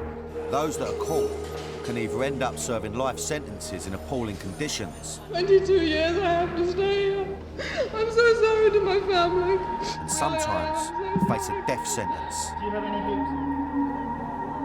David's brought me down into the galley to get some food on the go. And I can't help thinking about the risks involved in this business. Gives me the horrors, that it really does. I can't stress to you enough. I mean, it's horrible, horrible, man. I've had some nightmares about that, being banged up in somewhere like that, and just surrounded by cutthroats, and just, you don't speak the language. You know, frightening, man. It's frightening stuff. While David cooks dinner, I'm wondering how he can justify his main method of smuggling. I certainly don't treat anybody who's worked for me as some pack animal that can be loaded up and sent. Do you really class them as friends, though, Dave? I mean, I certainly treat them as friends anyway. You treat them as friends, yeah. This is the thing now. Now, is it like sort of rules in the fact that you don't actually tell them what they're carrying? You lie to them? A courier doesn't ask what's inside the bag, and it's better in a way if they don't know. I've often said, look, just think it's the worst thing you can imagine. Plutonium, you know, powdered babies or something like that. David doesn't see his couriers as victims, more as willing participants. Something I'm not sure I completely believe. I don't think it's all about money with the best of the couriers. It's all about their own personal fantasy, because near on every one of them's a gambler at heart. Really? They want the excitement without any direct connection with the violence or the ugly side of the business. I think I know what David's getting at, but I want to know how ugly things got for him. I always thought that in smuggling, in drugs, there's a dangerous side that most people think is really strong and always there. That is violence, killings, that sort of thing. If somebody is at your door, becoming violent, threatening your family, well, you cannot let it go on. Well, there have been times when people have disappeared. Now, there's a rule about murder. You never confess to one, and I'm certainly not a rule breaker when it comes to that. Suddenly, this boat anchored off the coast of Brighton is feeling very small indeed. I've just realised how dangerous this guy was. But how did a man from his background reach that level of ruthlessness?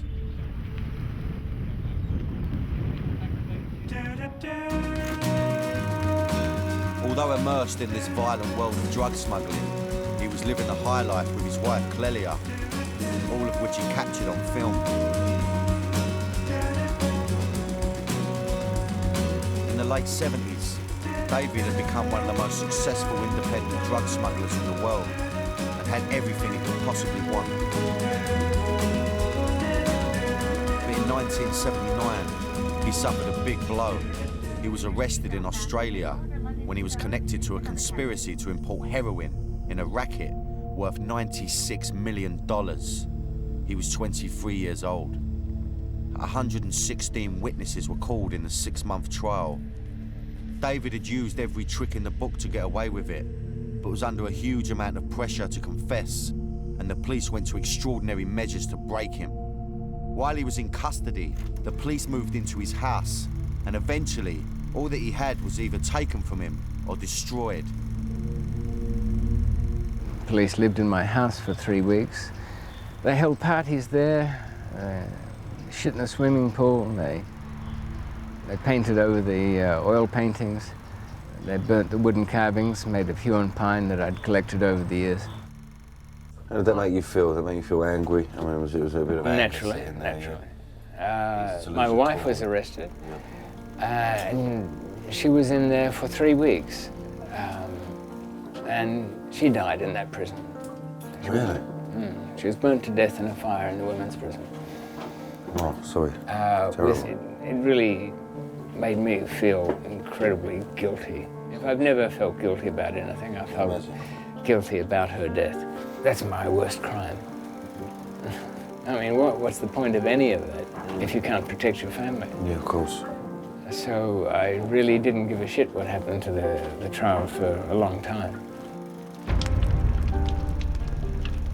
David's wife, Clelia, died in a mysterious fire in Fairley Women's Prison in Melbourne. Only 3 people died in the fire, 2 of which were connected to his trial. In David's eyes, it was not an accident. With the loss of his wife, David was a broken man, and he began to lash out. I was only interested in kind of really vengeance at the time. My visits with my lawyer were brief. I would hand him a list of contacts to get money and another list of people to be killed. Luckily, he was an understanding lawyer and kind of settled me down. The trial had slipped through David's fingers. He was eventually sentenced to 17 years in Australia's infamous Pentridge jail. As a cruel joke, on his arrival, he was given old police surveillance recordings of his dead wife, a voice from the grave.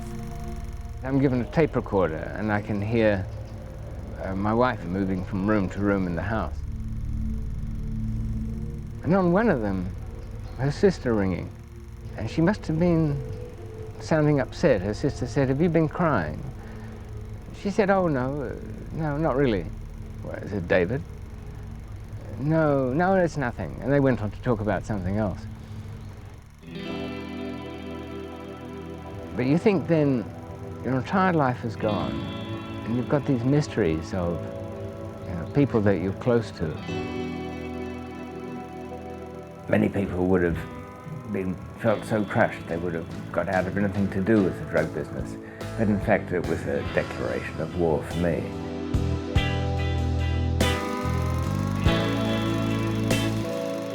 Faced with years behind bars, David now saw smuggling as a way of getting back at the authorities for the death of his wife, a battle he waged for a further 10 years.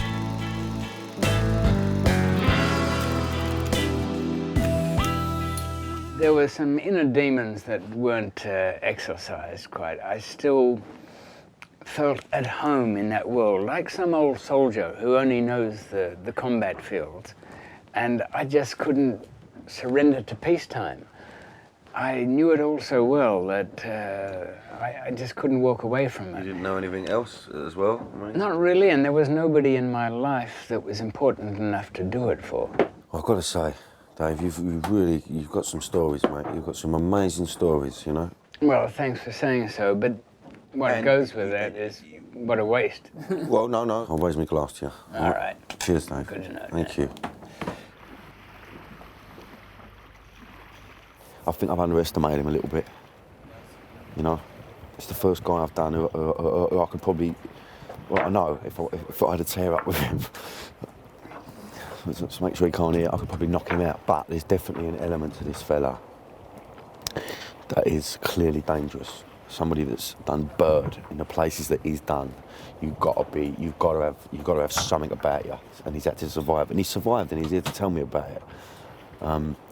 So here I am on the high seas. It's not as choppy as it was. Cameraman and a smuggler, and I'm looking forward to my night's sleep. Let me fucking tell you that.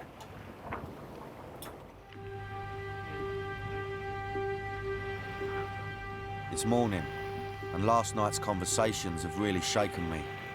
David comes across as a gentleman, but the truth is that he deals in a deadly business, and there are many victims. I've survived the night, but I really cannot wait to get off this boat.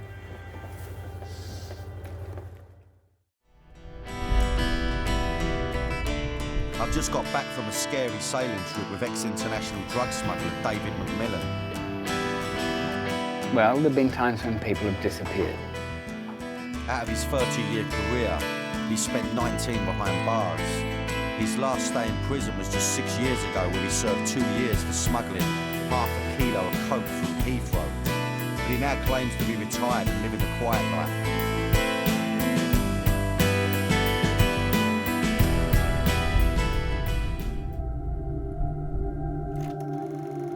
He's told me about the death of his first wife, and in the car he explains how he met his current girlfriend, Jeanette. She now has him on the straight and narrow, and being David, there's a story attached to it.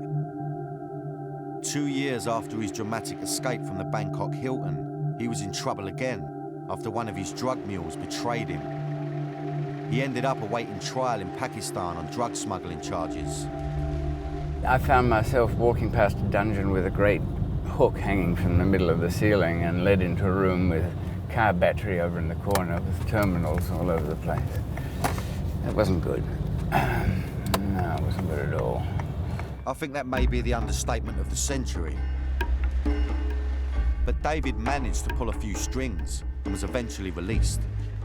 I got myself out of there, got a not guilty acquittal, cheers all around. The judge was very happy, managed to get his house extended. But he didn't leave Pakistan empty-handed. One of David's friends inside Karachi Central Prison had a wife, Jeanette. She would come to the prison for visits, and it was during those visits David and Jeanette began to fall in love. It's kind of totally out of my character, really, but marriage was on the rocks anyway. I just met David and I knew he was the one.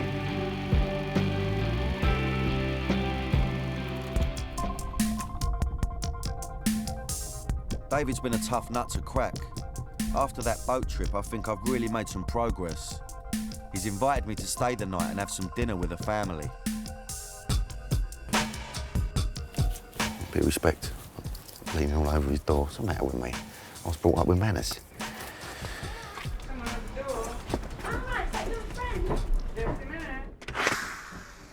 Wow. Wow, wow. I thought you might be. How are you, young man? Welcome, You welcome. okay? And this is... Hello, sweetheart. Hello, darling. Pleased to meet you. Lovely to meet you, darling. Pleasure to meet you. Oh, you got some lovely little dogs. Come on in, dog. Come on.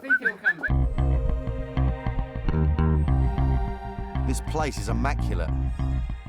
Very different to what I imagined. But as it turns out, this isn't David's place at all. It's Jeanette's.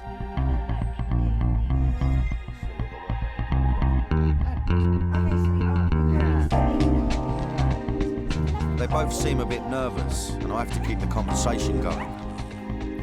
They're worth a few quid, these dogs, aren't they? What, the Pomeranian? Yeah, about £1,000. Yeah, they are. They're about a bag of, they are, honestly. A bag of? A bag of sand. Bag of sand. Oh, you'll have to tell me all of those, Daniel. No. My darling doesn't know the lingo. Well, no, I thought, you know, you're out of Bermondsey, aren't you? Yeah, I'm Bermondsey. So you know the game then, didn't you? David's a bit posh, and Jeanette's from around my neck of the woods. But looking around the place, it's easy to spot what they have in common. Jeanette's 2 daughters. Have you ever thought about having children of your own? Is this just something that obviously, you know, I know you spent a lot of time in prison, but it just never happened for you, or? Well, I made sure I didn't have children in the very early part of my crooked career. I didn't want, it was too much responsibility. I wasn't going to inflict that damage on them, so I made sure I didn't have them. But really, I feel like I do have them now. And of course, you know, I'd like to be a father. I understand you've got a young girl. I've got 2 daughters, yeah. Really? 2 daughters. Do you think you do things in a less risky way now that you've got kids of your own?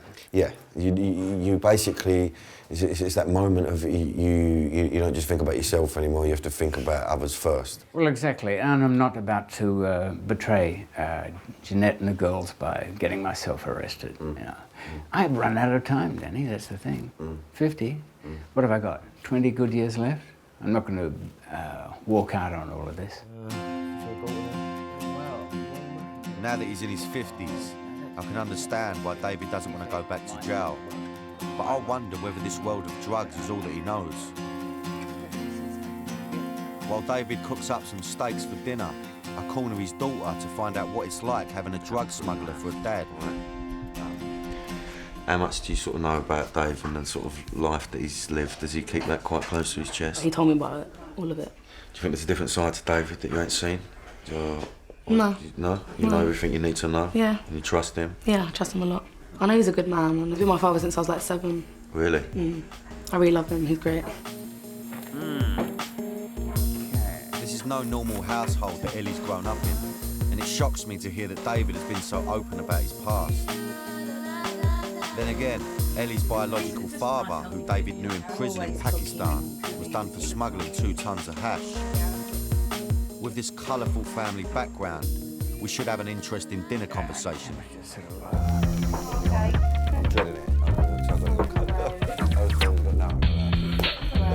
What do you sort of do to relax then?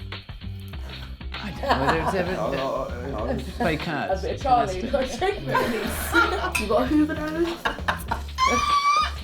Yeah, she does. You've got your work cut out with these 2, ain't you? I've got nothing on. I don't know many 17-year-olds that joke about using coke in front of their parents. But when I asked Jeanette about the reality of David's career, things get a bit serious. Lovely, this lovely bit of dinner, appreciate this, right? Just want to ask you, how do you feel about his job? Well, he's retired now. Yep. So First of all, all right, okay. I'm really happy. I'm kind of relaxed. Before, it was a nightmare. Every time he walked out the door, it's like, is he coming back? Where is he? You know? It must be horrendous, to be fair. Oh, it's a hard life to live with somebody like David, sorry to say. If it wasn't for Jeanette, I'd still be in a jail somewhere. That's true. Absolutely true.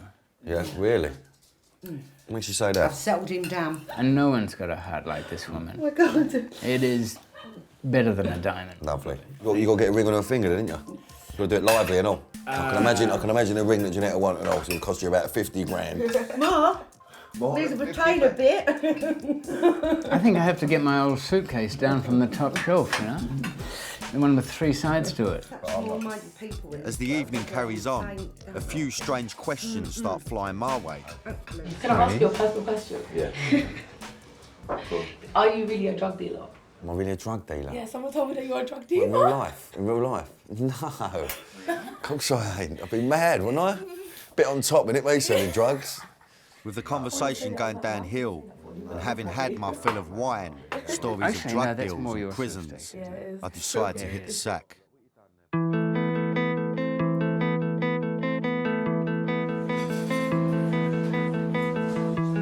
It's the next morning, and Jeanette's booted us out of the house, so David and I go and get a fry-up. David's lived an amazing life, one that few could have survived. He's now found a new one with the love of a good woman, and it seems to suit him well. David's biggest gamble is to go on the straight and narrow. I feel confident that he won't go back to the smuggling game, now that he has so much to lose. Bare-knuckle boxers, gangsters, drug dealers. I mean, you wouldn't want to stay around theirs, would you? Well, guess what? I got an invite. I'm moving in with some of the country's most dangerous men. so we can find out how they sleep at night. And judging by this mob, there's gonna be tears before bedtime.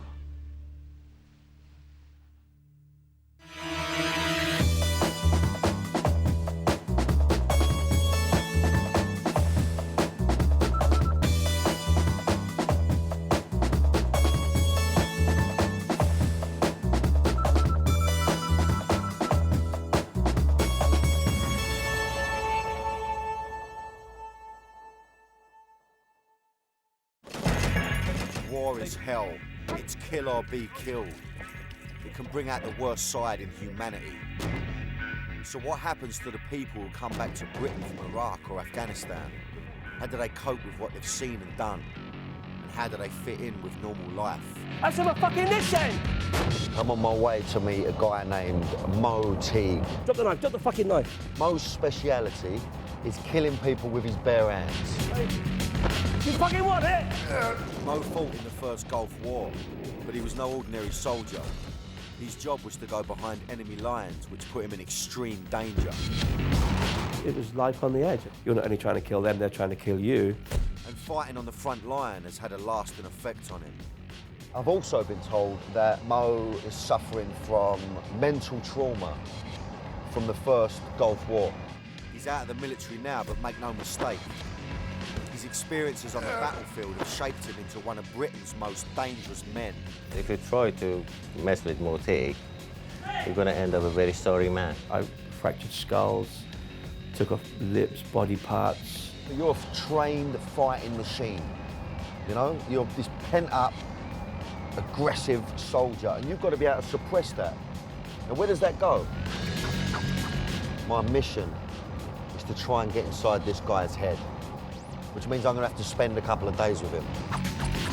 I'll be honest with you, I mean, I don't know how this guy's going to be.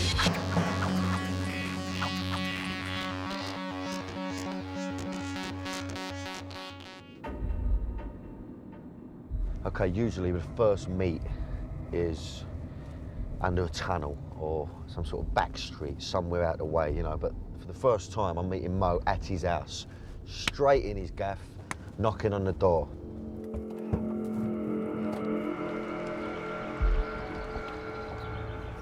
As I walk up to the house, it suddenly dawns on me that I'm about to spend the night in the home of a man who's been trained to sneak up on people and kill them in their sleep.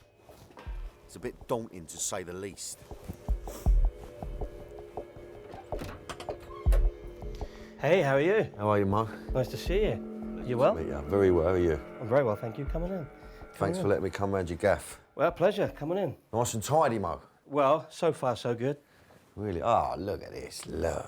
There's me thinking you was going to be in some sort of bed sit, all on your own. Well, there have been times.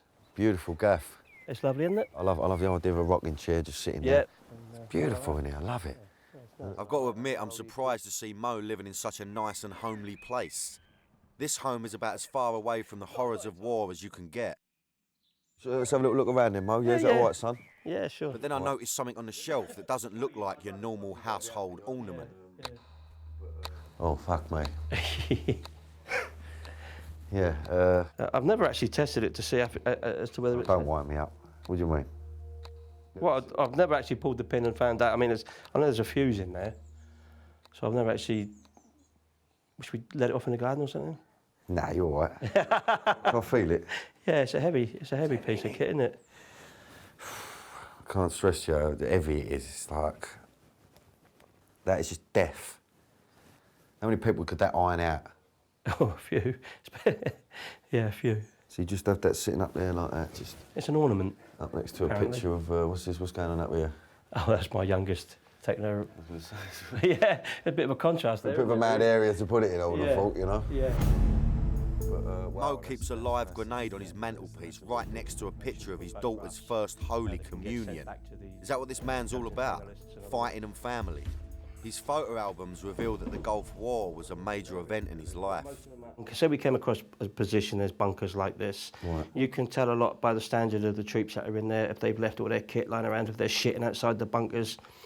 So if they're shitting outside the bunkers... It means they've got poor discipline. Right, which means they're not going to be a top-notch soldier. Exactly. In 1990, the first Gulf War broke out when Iraqi forces invaded Kuwait in an act of military aggression from Saddam Hussein. The United Nations sent a coalition force consisting of mainly British and American troops to drive the Iraqi army out of Kuwait. Mo's role in the war was an intelligence operator, which meant he had to take photos of enemy activity. These missions involved going behind enemy lines, where he was constantly in the line of fire. But Mo didn't just bring back photos of the enemy, he also managed to pick up a few souvenirs. They're artillery spotters, binoculars, so they use that grid to work out ranges and deflections and things like that. Wow, it's really clear, isn't it? Yeah, they're really nice. Yeah, it's a quality pair of these. Yeah, they're really nice. But I took them off the guy I killed. This guy that you killed? I killed him, yeah. Somehow it doesn't feel right to be having a cosy little chat with Mo about something that he looted from a man he killed in battle. But Mo doesn't seem bothered, so I ask him how he deals with the reality of killing. What's the feeling? What is that feeling? I mean, is it just like blank, or is it I have actually taken a man's life? I felt pity for the guy. I mean, how did you iron him out? What, did you shot him? I shot him twice. In the head, in the nut? What was it? Through the chest. Oh, through the chest. Okay. Yeah, through the chest. At very close range. Couldn't miss. The more I'm finding out about Mo, the more confused I feel about him. Just get out of it, really. He's calm and friendly, gentle even, and lives in a lovely, tranquil house. Yet he talks about killing people as though he was buying a pint of milk, and he keeps a live grenade on his shelf. I like Mo. My gut reaction is that he's a nice fella, but something in the back of my mind is telling me that I shouldn't get too comfortable around him, and I should be wary. Fucking this end! I'm hanging out with war veteran and deadly martial artist, Mo T. This man is so deadly, he even teaches soldiers from the special forces how to kill. Proper kick in the nuts. So far, he surprised me because I was expecting him to be a bit of a weirdo figure. But what I've found is a calm and gentle giant who lives in a lovely house.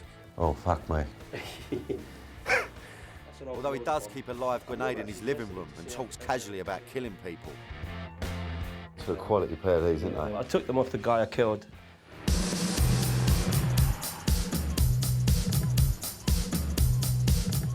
He lives on the south coast in Weymouth. He left the army back in 1991 and he now runs a martial arts centre where he teaches a unique full-contact fighting system.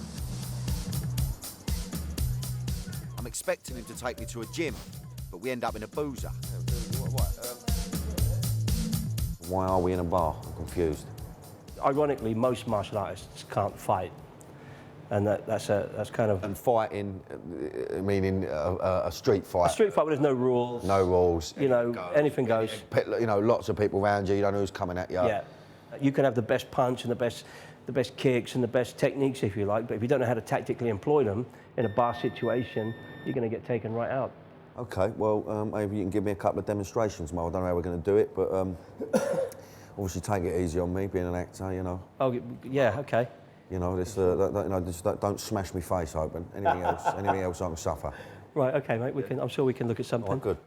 I've got no idea what I'm in for. Yeah, all I know so far is that he's killed people in battle, but that was in a war. This is a bar, which is usually somewhere I feel quite relaxed in, but not today. So, okay, so you... So, imagine it's all kicked off, you're having a go at me. So I'll come into you like that, oh, fuck me. All right, okay, yeah. So I said, all right, yeah. Caught me right in the heart then. Yeah. No, that's a powerful tool, that, isn't it? Your elbows are, yeah, that's... So what, so just do it slowly, you ain't got to hurt me, all right? Now, once I get in here, okay, I can reach in, boom, headbutt. Yep, gotcha. There's your eye rip your eye out. Okay, you relaxed? Well, a bit. So I've headbutt, I flick you in the eye, boom, catch you here like this. Fucking hell.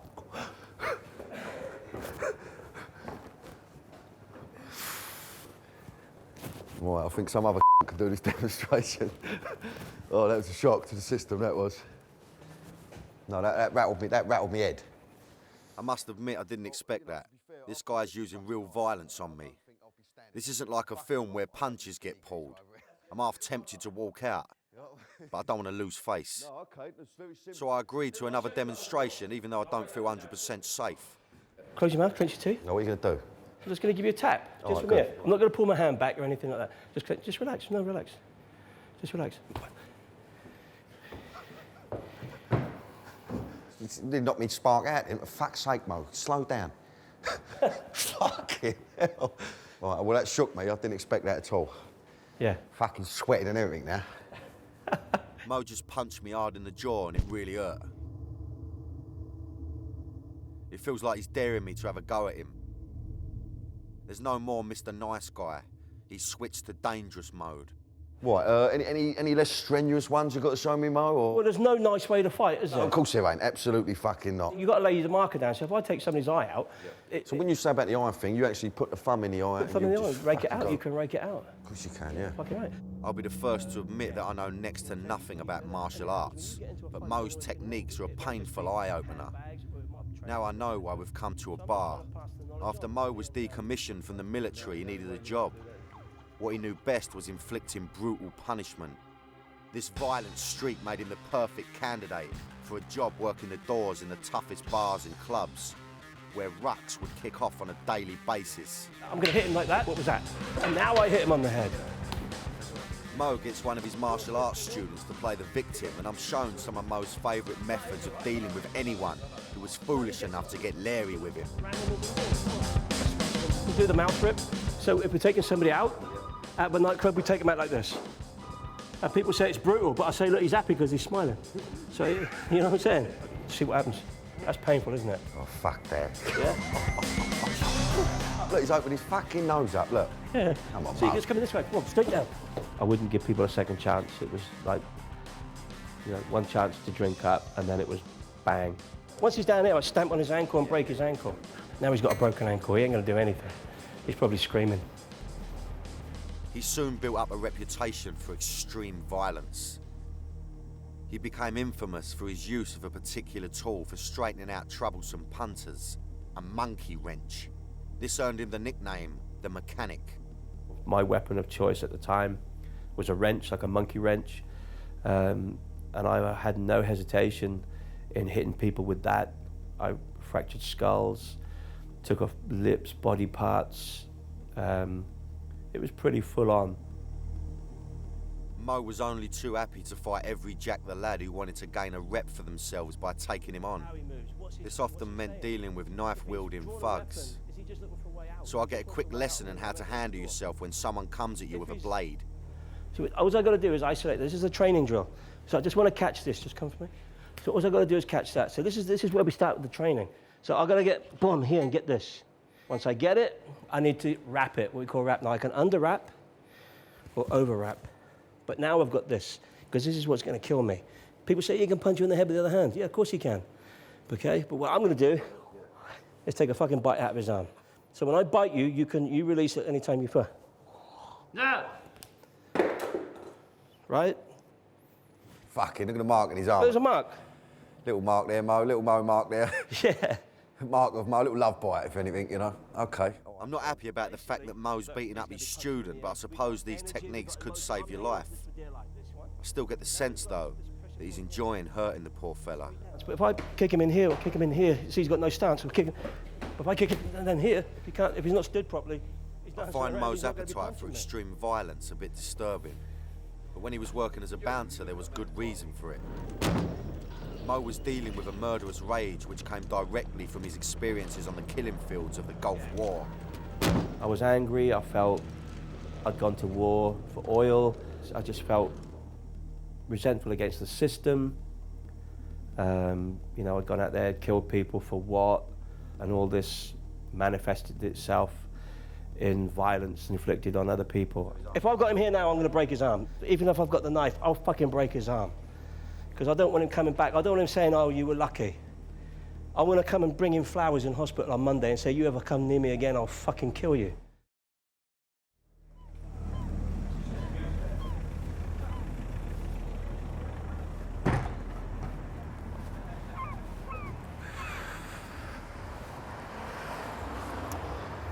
Fucking hell. Right. I mean, that is one powerful man. I mean, I can't see how anyone could go up against this guy after what I've just witnessed. It's absolutely freaked me out. And me being a Ponzi actor that I am, I can't believe he punched me on the jaw.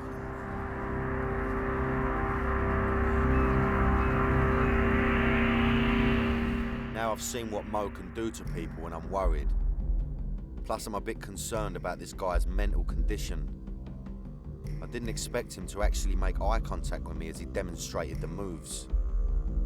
But he seems to be enjoying it, and the look in his eyes when he was doing these demonstrations was like he's still in a war zone. Is that what war does to you? Is Mo suffering from post-traumatic stress? And is that what makes him so dangerous? I need to know more about him. There are pieces of the puzzle that are missing. Maybe I'll find some of them when I meet his family. They're all gathered at Mo's for a party to wet his new grandson's head. Hello, mate. The first person I want to speak to is Mo's partner, Jackie. As his missus, she must know all there is to know about him. So, how's it for you? I mean, you know, being with a man who's got a bit of a reputation. Don't say I'm a pussycat, because you always say that. He actually is the most compassionate person I've ever met. Nice. He doesn't go with the image, but he is actually. So sometimes he slips into that, does he? Well, he comes through the door and I just remind him, you know, his place at home. Yeah. So she's the governor in a relationship, yeah? Can we safely say that? Any man that says that his wife isn't, the governor is a liar. That's right. At least I find something we share, something we got in common. We're both under manners from the missus. My martial arts in... Watching Mo with his grandchildren, I can see for myself his other side, the compassionate man. The vicious beast I saw in action earlier has been replaced by a loving granddad. Love kids then, Mo, do you? Big thing for you? Obviously your grandkids, obviously, Yeah, but it's a whole different ball game now with grandchildren. You know, you bring your own kids up, but with your grandchildren, hopefully you can put right the things that you feel you've got wrong. In this sort of environment, you feel you're most relaxed, yeah, when you've got your family around you. Yeah, definitely. But I'm not making a television series about doting grandparents. My job here is to try to understand the mentality of a dangerous man. Mo's 3 daughters are here, and I wonder how much they know about their father's murky past, and if they can shed any light on who he is.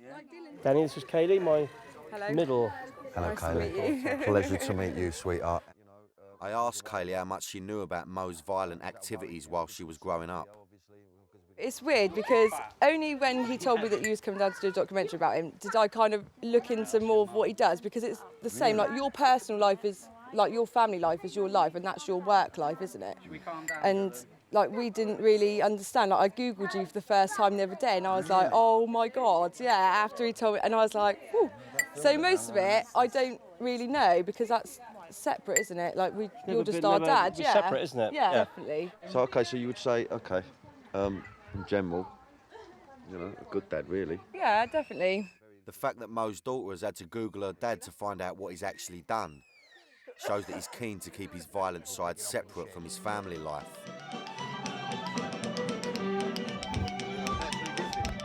The party's in full swing, and Mo is keen to show me how proud he is of his Irish roots. It's in the blood. It's in the blood. Which means drinking a lot of whiskey and having a bit of a dance.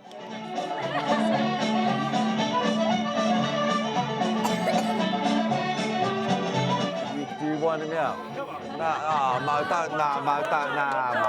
There's no way I'm going to get up and dance. I've got my image to think about.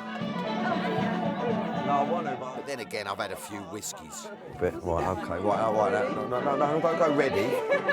What am I meant to do now? Right, on the count, Why don't I just step? 5, 6, up, round. You mean round? What do you mean round? Kick your bum. Kick your bum like that. I'll kick my bum all day long. Boom, out, boom.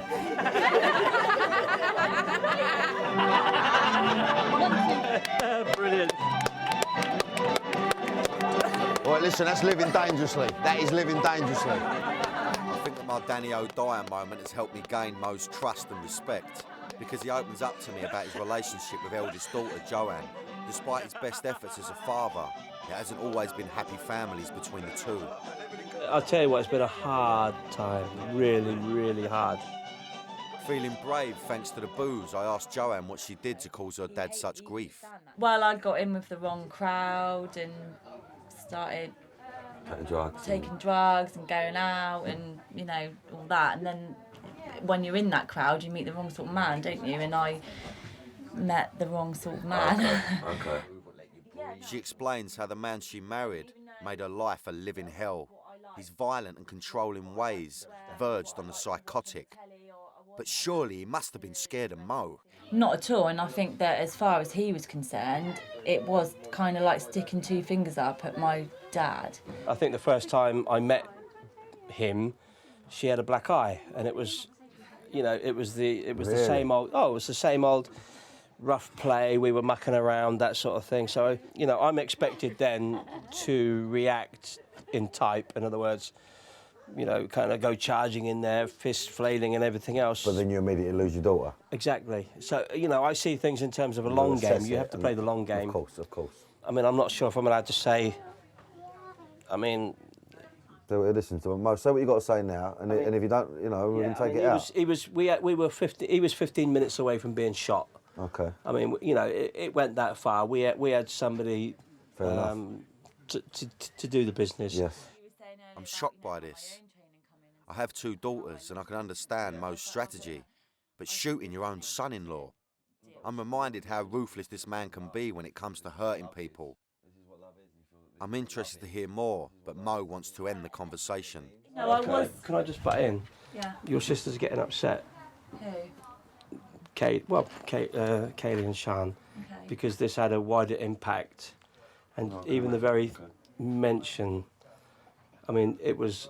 I mean, I can imagine, Mo. I'm not sure if it's coming across, and I know the effect it had on you, but apparently a couple of people are getting a little bit upset. No, we don't want that. Don't want that. No one getting upset. None of that bollocks. No, they're getting upset now. So I'm absolutely right. All right. Okay, I mean, sweet. All right. All right. The mention of guns is a revelation to me, but I'll have to ask Mo about this later because right now I've had far too many whiskies and I'm in no fit state to continue.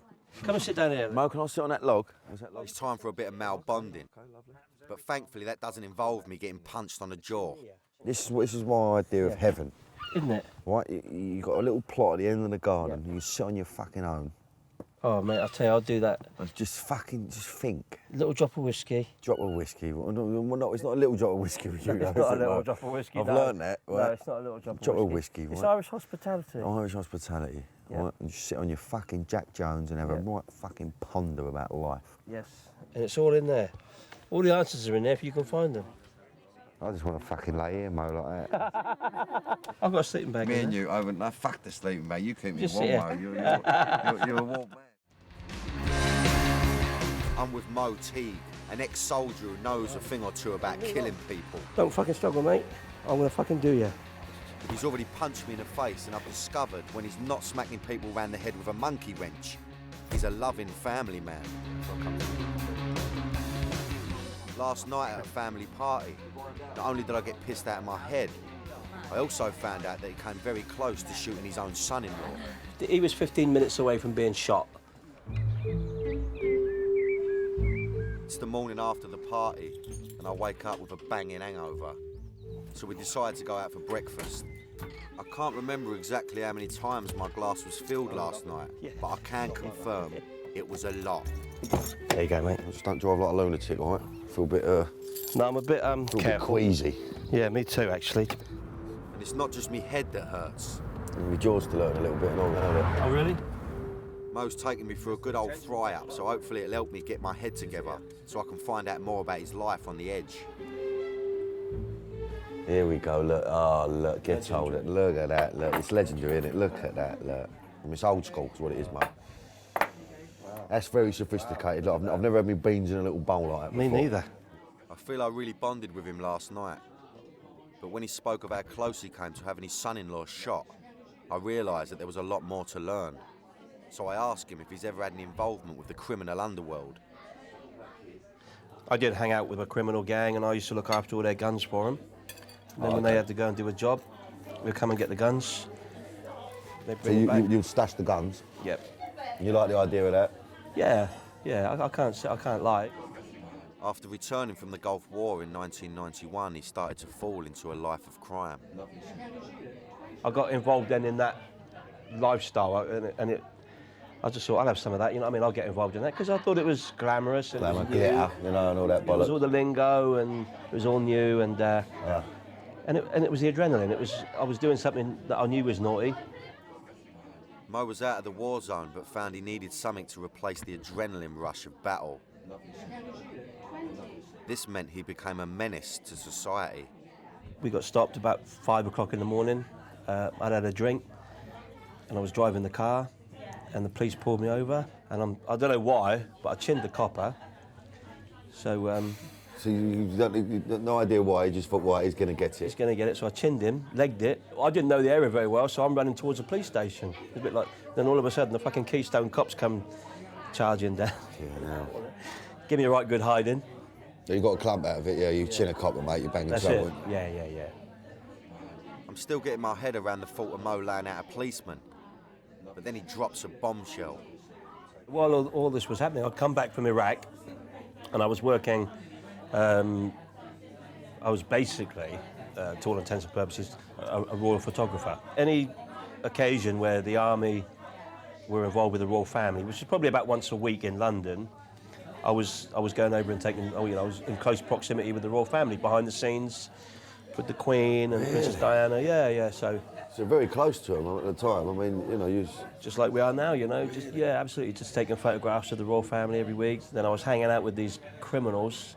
So a lot on the brain then, Mo, a lot going on, a lot to juggle. I lost the plot a little bit. He was running around with armed gangs by night and photographing the royal family at close quarters by day. These are some of the photos he took at that time. It's another example of the extremes of Mo's complex past. In a way, I guess, you know, I'd already been told I was leaving the army, so I was bitter and resentful. And it was also like when I was working with the Queen, I was almost giving the finger to him, saying, and you don't know tonight the people I'm going to be hanging out with. And it was a little bit like getting my own back. You do your bit for your Queen and country and all the rest of it, and then they just kind of, well, thanks, but no thanks, you know, we've had our bit. So you suddenly find yourself unemployed then? Yeah, you know, just out on the street, really. We've got 3 children, and so, yeah, I was angry, I was resentful, I was bitter. It's a mad place to be, that, isn't it, Mark? In your head? Yes, but it's not a good place to be honest. He felt angry because the army offered very little support for soldiers who were suffering from their experiences during conflict. I guess when I came back, I didn't really have anybody to talk to. Really? Nobody wants to know. They kind of, don't tell me, I don't want to know the details. But that's the sort of things you want to talk about. You feel you need to express that?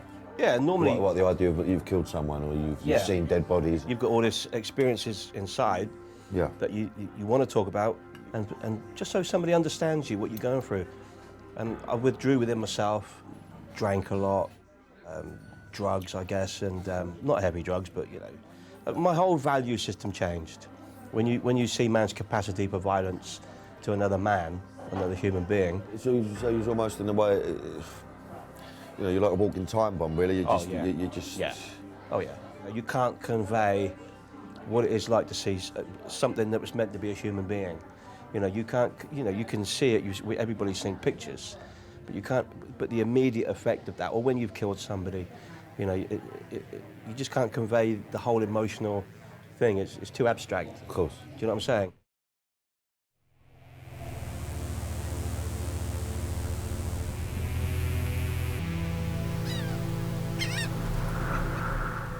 It feels like the more I find out about Mo Teague, the less I know about the man.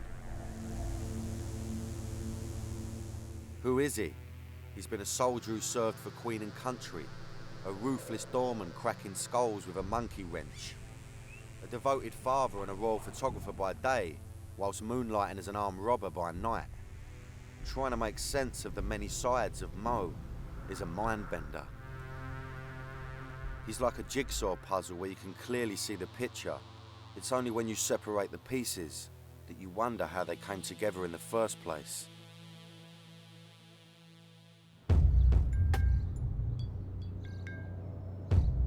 Well, I've come back to see Mo. I needed a bit of time away from him, to be honest with you. He punched me in the jaw. I can't deny that, you know? A bit of a moment for me. So, listen, he said to me, he wants a bit of Mo time. I don't actually know what that means yet. I'm hoping that means that we're going to sit round, have a little drop of whiskey around the fire and talk about maybe his experiences. But knowing this unpredictable character that he is, I'm sure it's not going to be as simple as that. I'm hoping it is. You know, what does Mo time mean? What does Mo time mean? You know? Let's go and find out. If he punches me in the jaw again, I'm going to knock him spark out, I'm telling you. joking. Of course I'm joking. Kill me.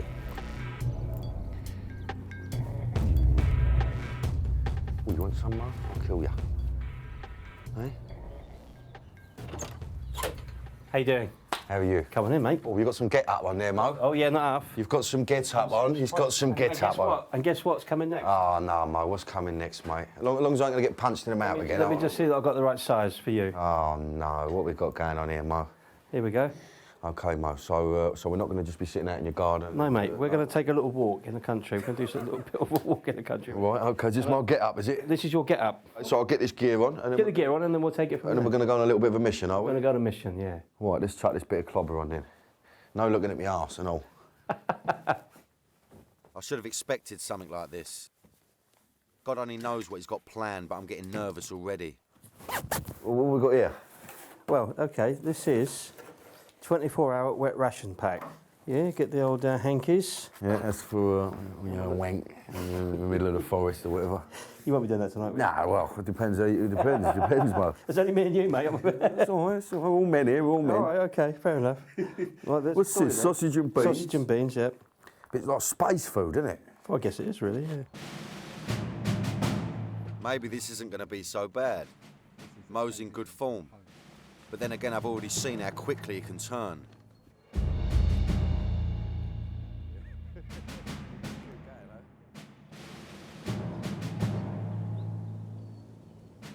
We arrive at the location, and Mo explains that this exercise is going to give me a taste of what it's like to go behind enemy lines to gather intelligence. This could mean staying out all night. Now I know what Mo time means. He wants to give me a taste of what he went through as a soldier at war. To get the full behind enemy lines experience, Mo wants to teach me one of the basics, how to kill with your bare hands. I want to show you how to take out a sentry, OK? We've got no weapons, no knife. You can pick up a rock, lam it around the back of the head with that. A bit messy, though, that, Mo, is it? A little bit messy. The victim is another one of Mo's martial arts students. If Mo doesn't actually kill the guy doing this demo, then I got a feeling I'll be seeing him later in the woods. You don't look directly at him. And we just come in like this. We're looking just in his back, but not looking directly at him, OK? Any reason for that? Why? Well, because people can sense when they're being... You ever get that feeling, I'm being watched? Oh, right, yeah. Oh, okay. Whether you believe in that or not, but right, that's the way we teach it, all right? So you scrim that like this, OK? So you hold it, so it's going to go around. You're looking down, you're going to sneak up to him, OK, nice and quiet. And basically this goes over his head, this way, so it goes around under his chin. You twist it like this, and you snap him down this way. Once he's down like this, you put your knee on him like this, you chop him like this. Right on that neck. Yeah. Okay, and he's a goner.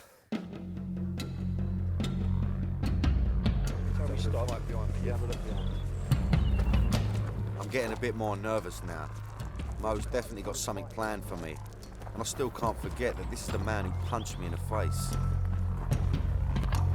So here we are, just me and Mo alone out in the woods playing war games. I know it's not real, but the adrenaline is starting to flow, and I'm getting a sense of what it must be like to be on your own in enemy territory. I've got this strange feeling in my gut that something could happen at any moment. It's quite an intense feeling, but one I'm sure Mo is used to. Just going to move down here, it's about 50 metres or so, and then we'll move in, and we're there.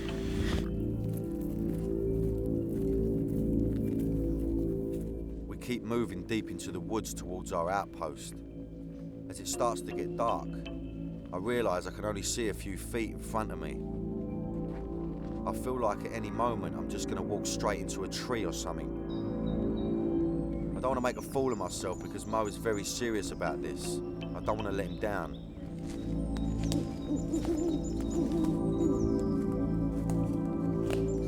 We eventually reach the outpost. This is where we'll sleep tonight. Not exactly 5 stars. So this is ROP, is it? This is ROP. Gives us a little bit of cover. Fuck me, we've got under there. No one's going to know you here, especially when it gets dark. Mo tells me how when he was in a war zone, he could expect to be in a tiny space like this for days, cooped up with 4 other men. You take it in turns to sleep and stuff Yeah, like that. 2 on, 2 off. So you've got 2 people sleeping. And how long would you be let asleep? 2, 3 hours? Well, but you could work it out yourselves how much you want me.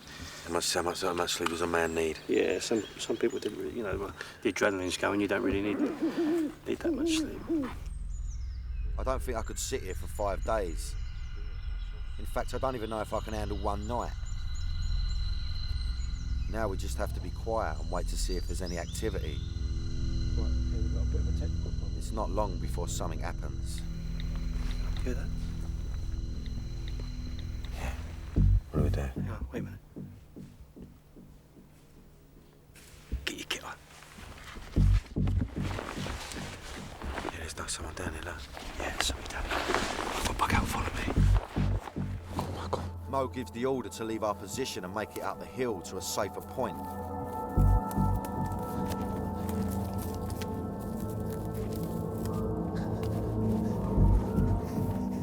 Running away from someone you can't see up a steep hill in the dark is not easy. It's exhausting. The only thing keeping me going is adrenaline.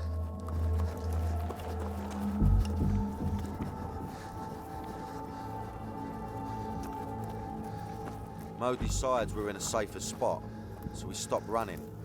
I'm absolutely knackered. Oh, it's hard work, isn't it? Can't imagine what it's like, you know, in a real situation. 100 pounds on your back. The adrenaline will take you so far. Exactly. Even though we've run some distance, it looks like we haven't gone far enough. Someone is still tracking us. I know this is probably one of Mo's guys I saw earlier, but my heart is racing anyway with the excitement. It's the track up. Yeah. Shh. Get down. That's someone coming along, yeah. Mo gives the order to take out the enemy scout. I was half expecting this, but now I've got to actually do it.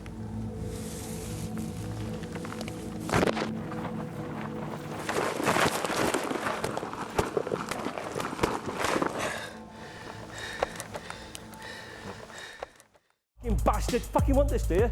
I'm with war veteran and deadly martial artist Mo Teague. I've learnt that Mo is a man that doesn't do things by half. I've already been punched in the face, and now I'm out in the middle of a forest having to do the same things he did as a soldier at war, when it was kill or be killed.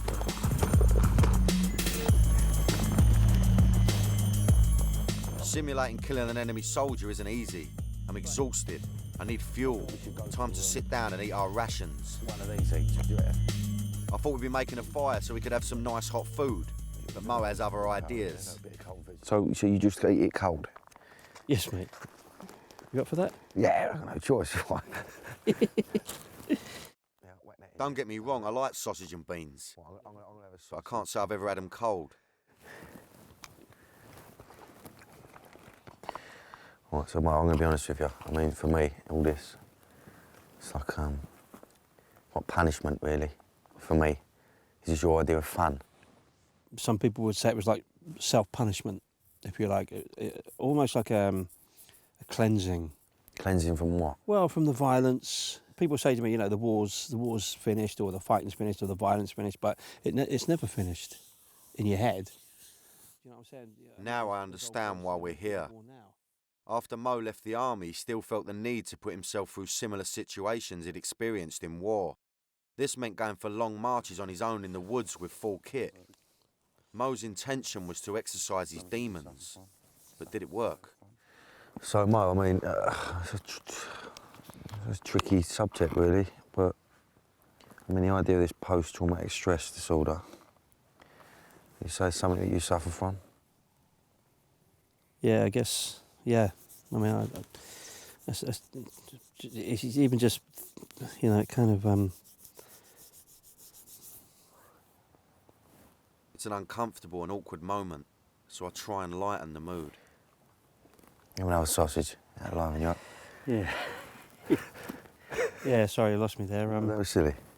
That was silly. I've touched a raw nerve and I'm a little worried for how Mo's feeling. But I have a more pressing concern.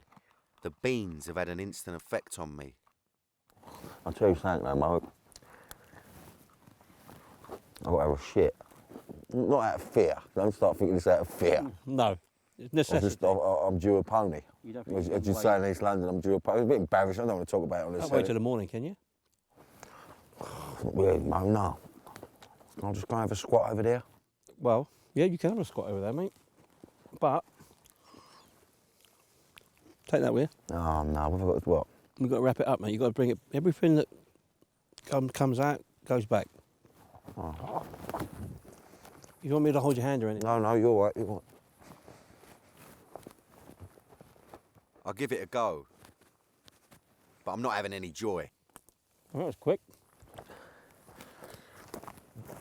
You know what it is, Mo? I don't think I can do this. Fuck off. No, it's embarrassing. It's embarrassing, right? Yeah, come on, you can do it. No, I've just had a little moment. I was over there. No, you're all right. I was taking my strides off. Come on. Right, and I was unravelling the cling film. And? And I thought, I can't be fucking ponying in a bit of cling film. Why Listen, not? if I was in a proper war situation, I totally understand what you're doing here because you're trying to give me an insight into what it would be like. I don't think I can have a shit in a bit of cling film. You could if you tried. No, but I can't do it, mate. I feel embarrassed because you took time out to take me out. You know, you got all the gear for me, but I can't fucking bring myself to do it. I can't do it. You know, and I'm Mate, look, we'll have a kip. We'll have a little kip, mate. That's the other thing. I know I was kipping out here. I don't fucking be fucked with it. I'm disappointed. I need to go home. Fuck off. Look, it's a fucking lovely evening. Look, how could it be any better than this? I've got to go make a call. Danny, come on. I've got to make a call, Mo. Fuck you. Honestly. Get out of it. No, there's no seriously. signal. No, I can get a signal. You can't get a signal. You're going to leave me here? No, I'll come. You're going to leave me here? I'll come back in a minute. I'll fucking come and get you. I'll make a phone call and I'll book myself a vehicle. I feel like I failed Mo's final test. Yeah, mate, listen, I've got to go. Honestly, seriously, I have to go. Mate, I was just winding you up. I know you was winding me up. I was just winding you up, mate. Mate, I feel a bit embarrassed, so... Nah, don't, mate, don't. I've got to shoot off. Well, mate, you got to do what you got to do. You know what I mean? I'm staying put. I'm staying put. I'll see it through. You're a good man. You're a gentleman. Nah, pleasure. Good job. Take care. Thanks.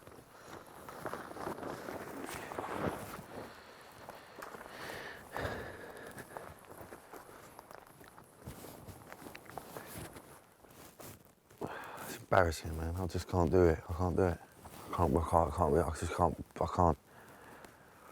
Like, if you're in a real war situation, I can totally understand you ain't got a choice in the matter, but I could never, ever, ever understand what that man's been through. In Britain, the rate of suicide and the number of war veterans going to prison is on the increase because men like Mo T come back home from the war zone and realise they've got another battle to fight in Civvy Street. This time it's a battle to keep their sanity. I think that Mo is winning his personal war. Through his martial arts, he's found a way of channeling his violence into a controlled discipline. Mo Teague is a lovely fella, and I warm to him and his family. It feels like I've made a new friend. I think he's mostly happy with his life, but a part of Mo will always remain just like the live grenade he keeps in his living room. A dangerous weapon that you won't want to be too close to if it goes off.